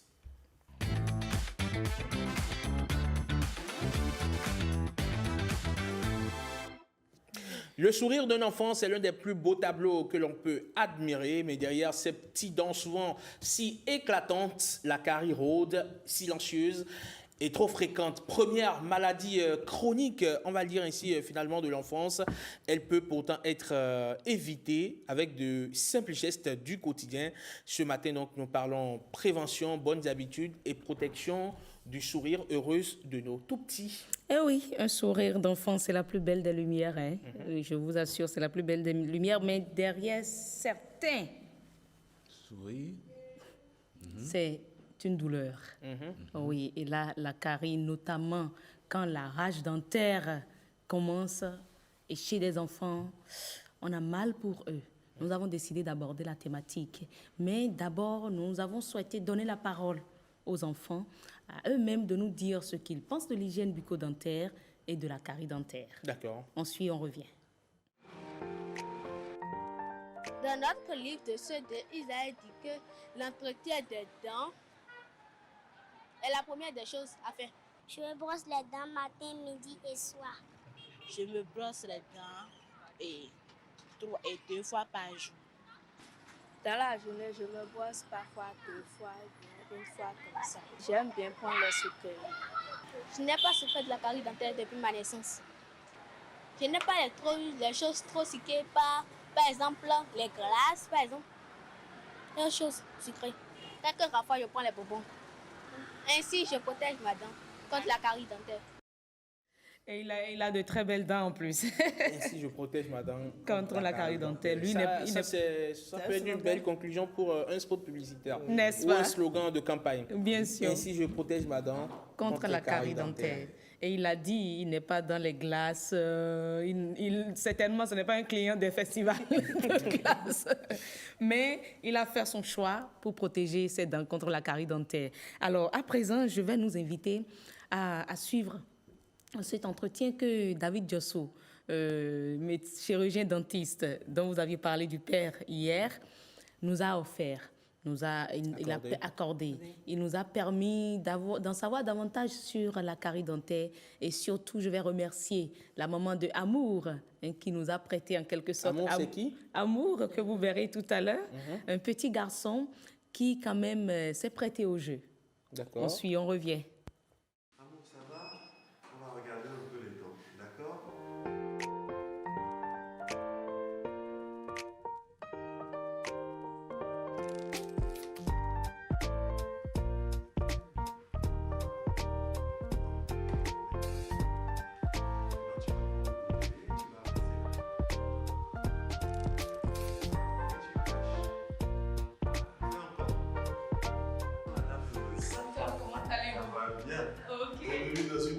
De soins. C'est un plaisir. Alors, mesdames et messieurs, ici dans cette salle, des dizaines d'enfants arrivent avec la même plainte. Des enfants comme Amour arrivent avec la plainte « Maman, j'ai mal aux dents ». Pourquoi, comment? Nous avons posé la question à notre spécialiste du jour, le chirurgien dentiste David Diosso. Docteur, merci de nous recevoir au cabinet. Avec plaisir. Alors, la carie dentaire, on en parle telle une maladie banale pour nous, citoyens lambda. Mais vous la voyez tous les jours. Pourquoi la carie dentaire est si fréquente? Alors, on a d'abord l'hygiène bucco-dentaire. Aujourd'hui, avec l'avènement des tablettes, de la télé, les enfants n'ont plus le temps vraiment de prendre le temps de se brosser, d'avoir cette hygiène quotidienne qu'on doit avoir en fait. Premier élément. Deuxième élément, les sucreries. Les sucres, le sucré qui se retrouve dans tout ce que nous mangeons aujourd'hui, aussi bien dans les bonbons que dans l'alimentation simple, dans le hamburger, dans tout ce qu'on trouve, le ketchup et les sucrés. Bref, on a ce sucre qui est présent dans beaucoup d'aliments. Donc, ces deux éléments que je considère comme éléments principaux vont jouer en fait dans l'apparition de cette carie. Et on dit souvent que c'est juste un trou, un petit trou. Qu'est-ce en réalité la carie dentaire? On a dit petit trou, c'est vrai. En haut, ici, on a un petit trou quand ça commence. Mais il ne faut pas oublier que ce petit trou, il va évoluer. Donc, il va passer par l'émail, après, il va passer par la dentine et il va atteindre la pulpe, qui est l'élément vivant à l'intérieur de la dent. À partir de ce moment, on commence à avoir des douleurs. Et si on ne réagit pas, on peut avoir un granulome en dessous, c'est-à-dire qu'on va avoir une inflammation qui va se localiser en dessous de la dent. En fait, cette inflammation, en fait, c'est du pus et qui n'est pas bon du tout pour l'organisme parce que comme on le voit ici, il y a les vaisseaux sanguins qui viennent dans la dent. Donc ces bactéries vont passer en fait par le sang et aller jusqu'au cœur. Donc c'est un petit trou, c'est vrai, mais un trou qui n'est pas fermé, il va s'agrandir. Donc finalement, on va avoir des symptômes un peu plus importants qui vont aller jusqu'à la douleur dentaire. On aura d'abord une sensibilité au chaud et au froid quand on va toucher la dentine. Et ensuite, dès qu'on va atteindre le nerf, on va commencer à avoir des douleurs au niveau de la dent. Et bien pourquoi la dent des enfants est beaucoup plus fragile que celle des adultes par rapport à la carie dentaire? Parce que la dent des enfants, en fait, a un émail en fait, qui est beaucoup plus fin que chez l'adulte, ce qui va faire que les bactéries vont ronger cet émail beaucoup plus facilement. C'est une histoire d'épaisseur au niveau des différentes couches qui constituent la dent des enfants. La couche superficielle, qui est l'émail, en fait, elle est beaucoup plus fine. Ça, c'est la première chose. La deuxième chose aussi, c'est que le nerf, il est beaucoup plus volumineux au niveau d'une dent de lait. Ce qui fait qu'on arrive à un stade de douleur beaucoup plus facilement et beaucoup plus rapidement que chez l'adulte. Mais à quel âge on peut constater une carie chez un enfant? Parce que quand je vois Amour, et je parle de carie dentaire, Amour est là pour traiter une carie dentaire, ça m'étonne en tant que mère. On a une carie dentaire à partir du moment où on a des dents. Même le bébé peut avoir une carie dentaire. À partir du moment où les microbes ont une surface sur laquelle elles peuvent s'agglutiner, ça c'est le premier élément. À partir du moment où les microbes ont les nutriments, donc c'est le deuxième élément. Et à partir du moment où on laisse le temps à ces microbes de pouvoir ronger, on peut faire une carie dentaire. En fait. Donc la dent, les microbes, le temps, sont des phénomènes, ce sont ces facteurs qui favorisent une carie dentaire. Quand un enfant vient, qu'est-ce qui vous alarme en quelque sorte? Quand est-ce que ça devient une urgence médicale d'intervenir sur une carie dentaire? Chez l'enfant, bien sûr. Oui, on est chez l'enfant. Alors, on a deux éléments. Parfois, on a des enfants qui viennent, c'est-à-dire que la carie a déjà atteint la pulpe est morte, et à partir du moment où on a un granulome, on a une inflammation, l'enfant vient avec la joue gonflée. En ce moment, c'est alarmant, c'est une urgence. Ça, c'est la première chose. Donc, à partir du moment où il a une infection sous la dent, et à partir du moment où il est gonflé, ça veut dire qu'on a du pus qui est là et qui passe dans tout le reste de l'organisme. Donc, ça, il faut rapidement juguler ça. Ça, c'est la première des choses. La deuxième urgence, comme vous l'avez dit déjà dès le départ, c'est l'enfant qui vient avec une grosse douleur, qui pleure. Il faut à tout prix soulager cet enfant-là. Donc là, on passe directement à un acte thérapeutique. Mais franchement, docteur, oui, les enfants nous suivent. Ils savent qu'on va leur interdire les bonbons, les sucreries. Mais franchement, qu'est-ce qui cause en réalité la carie? Est-ce les bonbons, est-ce les biscuits ou c'est un ensemble? Les sucreries ou c'est un ensemble? Alors, comme je disais tout à l'heure, en fait, les sucreries tout seuls ne peuvent pas créer de carie dentaire chez l'enfant. En fait, il faut nécessairement qu'il y ait un manque d'hygiène. Ça, c'est la deuxième chose. La troisième chose, comme j'expliquais tout à l'heure aussi, il faut qu'il y ait les dents. Donc, moi, je dis toujours aux parents, n'interdisez pas aux enfants de prendre des sucreries. S'ils ne le font pas à la maison, ils vont aller le faire à l'école. Ah, vraiment? Je ne sais pas, hein, mais... Un médecin qui n'interdit pas du bonbon pour un enfant. Si on ne le fait pas à la maison, à l'école, il y a un camarade qui va donner, il y a une camarade qui va donner. Donc, je pense que le mieux, c'est d'habituer l'enfant à l'hygiène bucco-dentaire. Comme je dis aux enfants, généralement, pas trop de bonbons, c'est vrai, mais quand tu en prends, brosse-toi les dents. Tant que la surface est nettoyée, que les bactéries n'ont pas de nutriments pour pouvoir dégrader l'émail, on n'aura pas de carie. Donc, si l'un n'est pas possible, agissons sur le deuxième, en fait. Donc, prends un bonbon, mais brosse-toi les dents. Les bébés qu'on voit dormir avec le biberon à la bouche, quelles sont les conséquences? Alors, ça, c'est ce qu'on appelle la carie du biberon. C'est-à-dire qu'un biberon dans la bouche, comme vous avez dit tout à l'heure, c'est du sucré qui est en contact continu avec les dents. Et ce sucré-là va permettre, comme je disais, aux micro-organismes de dégrader l'émail des dents. Donc, c'est la carie du biberon. Parfois, on va voir des enfants, en général, ça commence par les incisives de devant, qui sont complètement rongées, en fait. Parce que le biberon, quand ça vient, ça touche d'abord les incisives de devant. Donc, ça permet aux microbes de ronger, de dégrader ces dents, ces incisives de devant. C'est la carie du biberon. Et ça, par contre, il ne faut pas le faire. Il ne faut pas le faire. Un biberon en continu pour laisser un enfant dormir, c'est niette de chez niette. Interdit. D'accord. Maintenant, beaucoup de parents vont se dire, bon, la carie chez un tout petit, un nouveau-né, un nourrisson, les dents de lait, ça va tomber. C'est pas compliqué, c'est pas un problème. Vous en pensez quoi? Alors, c'est une vision qui est fausse. Parce que les dents de lait, en réalité, en fait, servent de guide à la dent définitive qui arrive. Oui, la nature n'est pas faite comme ça. Une dent de lait, elle sert de guide à la dent définitive qui arrive. Déjà, à partir du moment où on a un granulome, donc une inflammation en dessous de la dent de lait, les microbes, pour se protéger, créent en quelque sorte un ballon. Ce qui va faire que la dent définitive, en voulant venir, la pression qu'elle doit exercer sur la dent de lait, elle ne se fait plus. Quand elle appuie comme ça, elle appuie sur un ballon, quelque chose de mou. Donc, elle aura du mal à éjecter cette dent de lait, en fait. Ça, c'est la première des choses.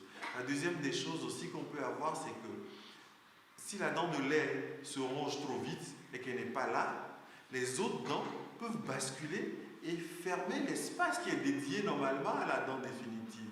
Ce qui va faire qu'on va se retrouver avec des dents définitives qui vont sortir, mais en encombrement. Oui, une dent de lait, la nature a fait les choses, tout se suit. Une dent de lait, elle est importante. C'est vrai, elle va tomber, mais avant qu'elle ne tombe, elle a son rôle à jouer dans la cavité buccale de l'enfant. Oui.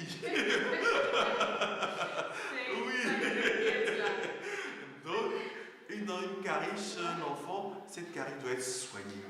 C'est obligatoire. Elle doit être soignée. Si on peut préserver la dent, on la préserve. Si on ne peut pas préserver la dent, on la sort, mais on met tout un tas d'artifices, on met un mainteneur d'espace pour maintenir l'espace. On a tout un tas d'éléments qu'on peut mettre dans la cavité buccale pour faciliter au fait l'éruption d'une dent définitive. Mais comment faire pour que cette carie traitée ne revienne? En général, comme j'expliquais, la base en fait de la dentisterie, c'est l'hygiène bucco-dentaire. À partir du moment où on a une bonne hygiène bucco-dentaire, en général, ça se passe toujours très très bien. Une bonne hygiène dentaire, un contrôle de temps en temps chez le dentiste, même si on ne sent rien, le rythme conseillé c'est une fois par an pour vérifier. Avec ça, en général, on s'en sort toujours très très bien. D'accord. Et ce n'est pas également le choix de la dentifrice?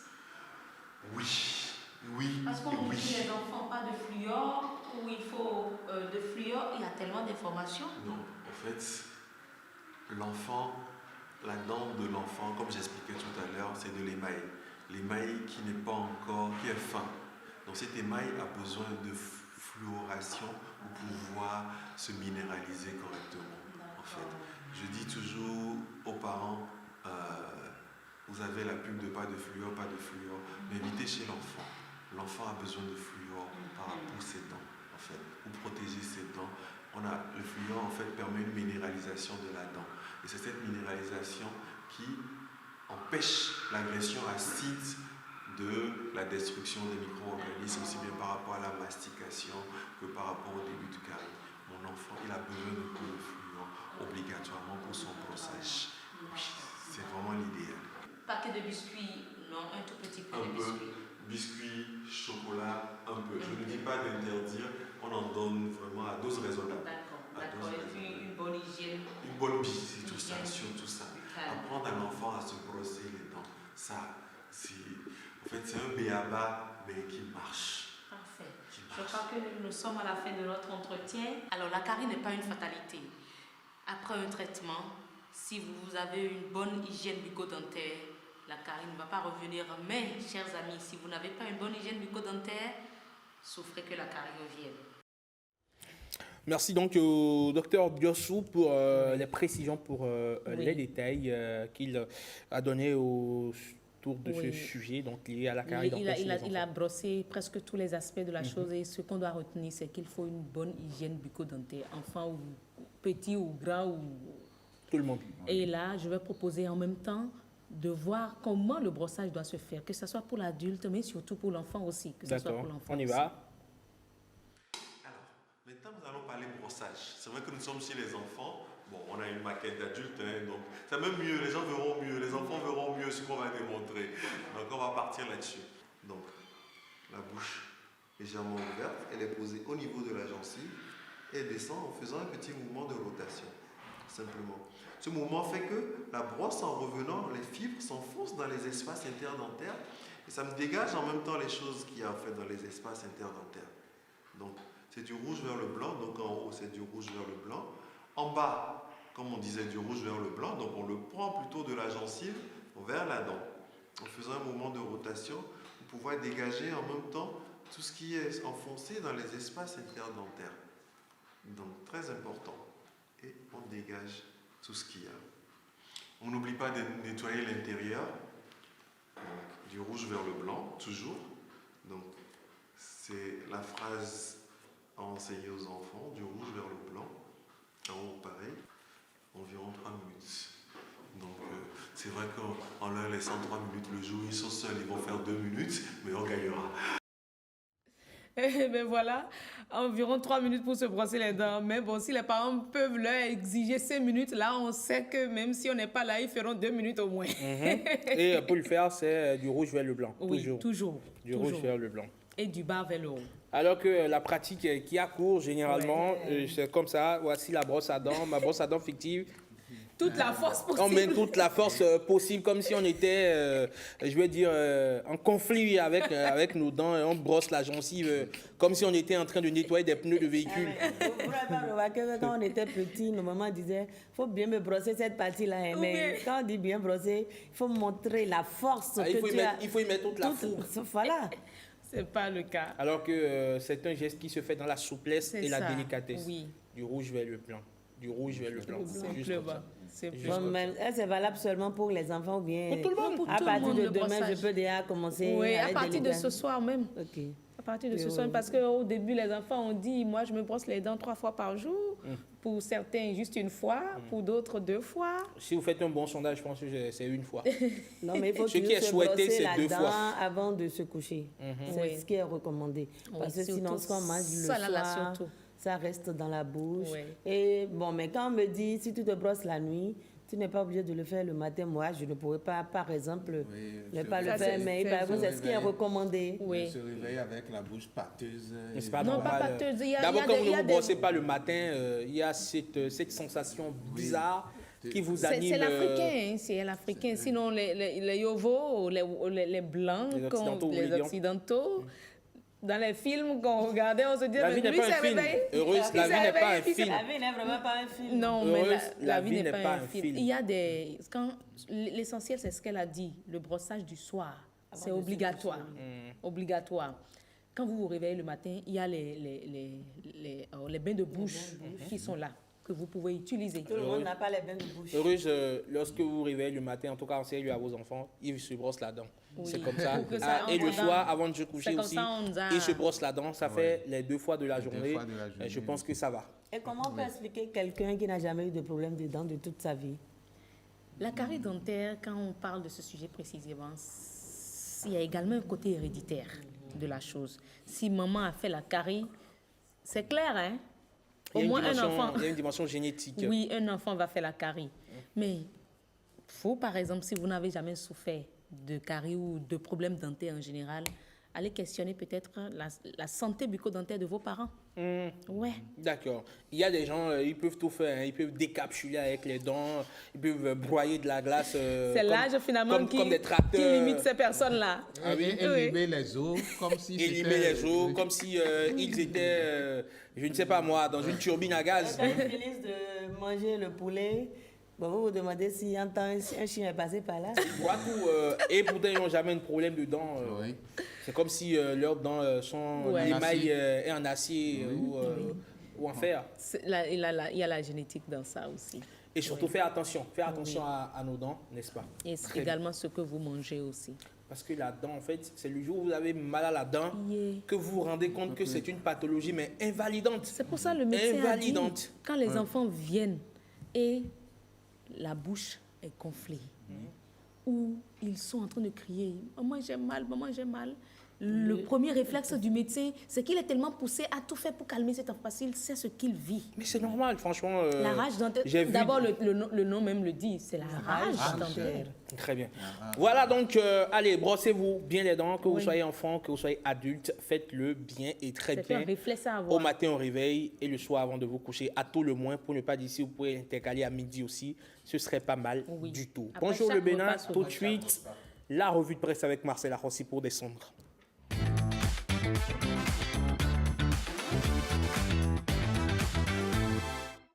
Marcel, bonjour. Herman, bonjour. Bonjour à tous. On s'imagine que vous avez les dents bien propres. Toujours, hein? Toujours. Ouais, faites-nous un jouet, on va voir. La question, c'est comme si on demandait à une vendeuse de pain si le pain est chaud. N'est-ce pas? Le pain est toujours chaud.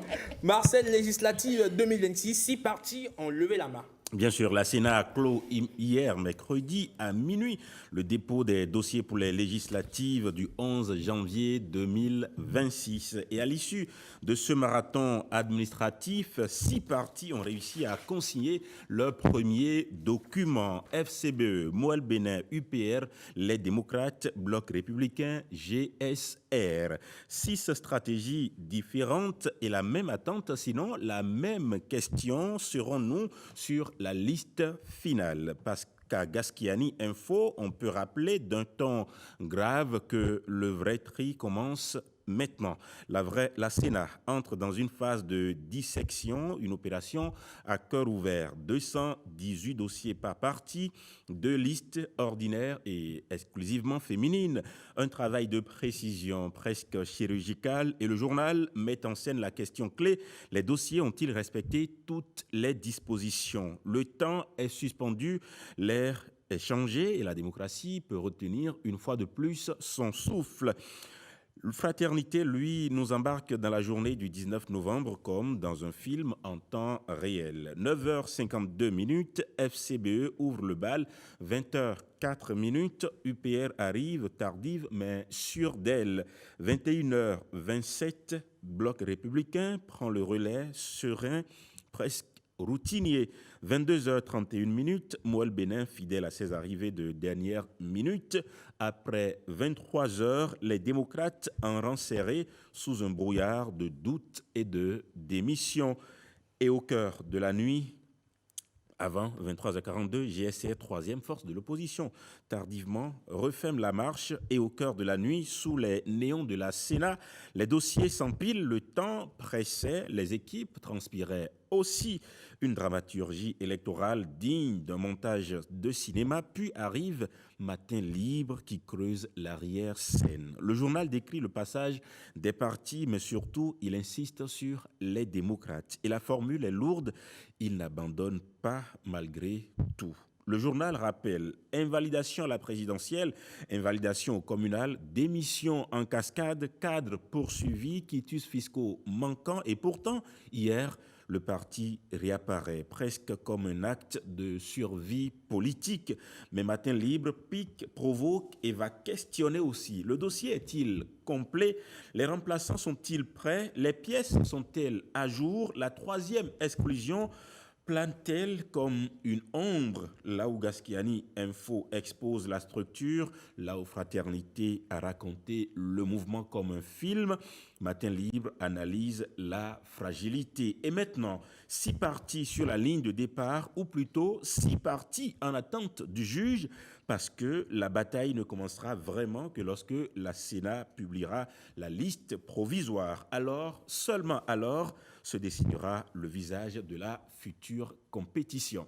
Et loin de ce tumulte à la Sénat, Gasquiani Info s'intéresse aussi à la méthode de Benoît Dato. À travers ses colonnes, Gasquiani Info décrit un sport béninois en pleine mutation. Pas une réforme d'apparat, pas un coup médiatique, mais une refondation pierre après pierre, comme on bâtit une cathédrale. Le journal expose un plan d'action multidimensionnel, une stratégie qui abraque, cerne et embrasse aussi tout, de la base au haut niveau, des infrastructures à la formation, des directions techniques nationales réorganisées aux fédérations enfin responsabilisées. Gasquiani Info martèle, Benoît Dato installe une culture du résultat, une culture où chaque franc investi doit produire de la performance, de la rigueur et de la transparence. Puis, Gasquiani Info magnifie le grand chantier du ministère, le programme des classes sportives. 76 nouvelles classes,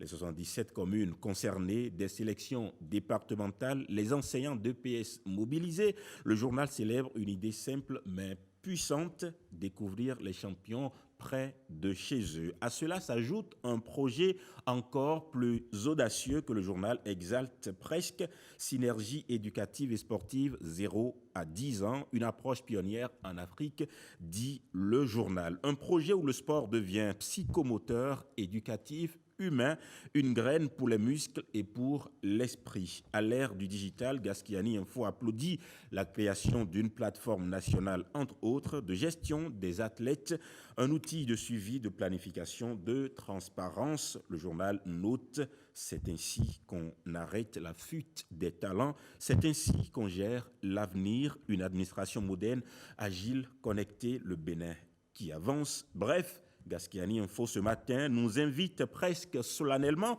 à regarder naître une fondation, mais une fondation solide. Merci Marcel, à demain. Avec le même plaisir. Heureuse? Oui, Herman. Tonton Pat? À demain. À demain, Herman. Merci beaucoup. Et voilà qui va mettre un terme à la matinale Bonjour le Bénin BLB de ce jeudi 20 novembre 2025. Merci à toutes les équipes rédactionnelles et techniques réunies autour de Timothée Ontan Karama Tagwatao. Retrouvons demain. Demain, quand il y aura très exactement 7h, 6h en temps universel. D'ici là, portez-vous très bien. Au revoir. Bon jeudi à tous et à chacun. Paix et joie dans le monde. Salut.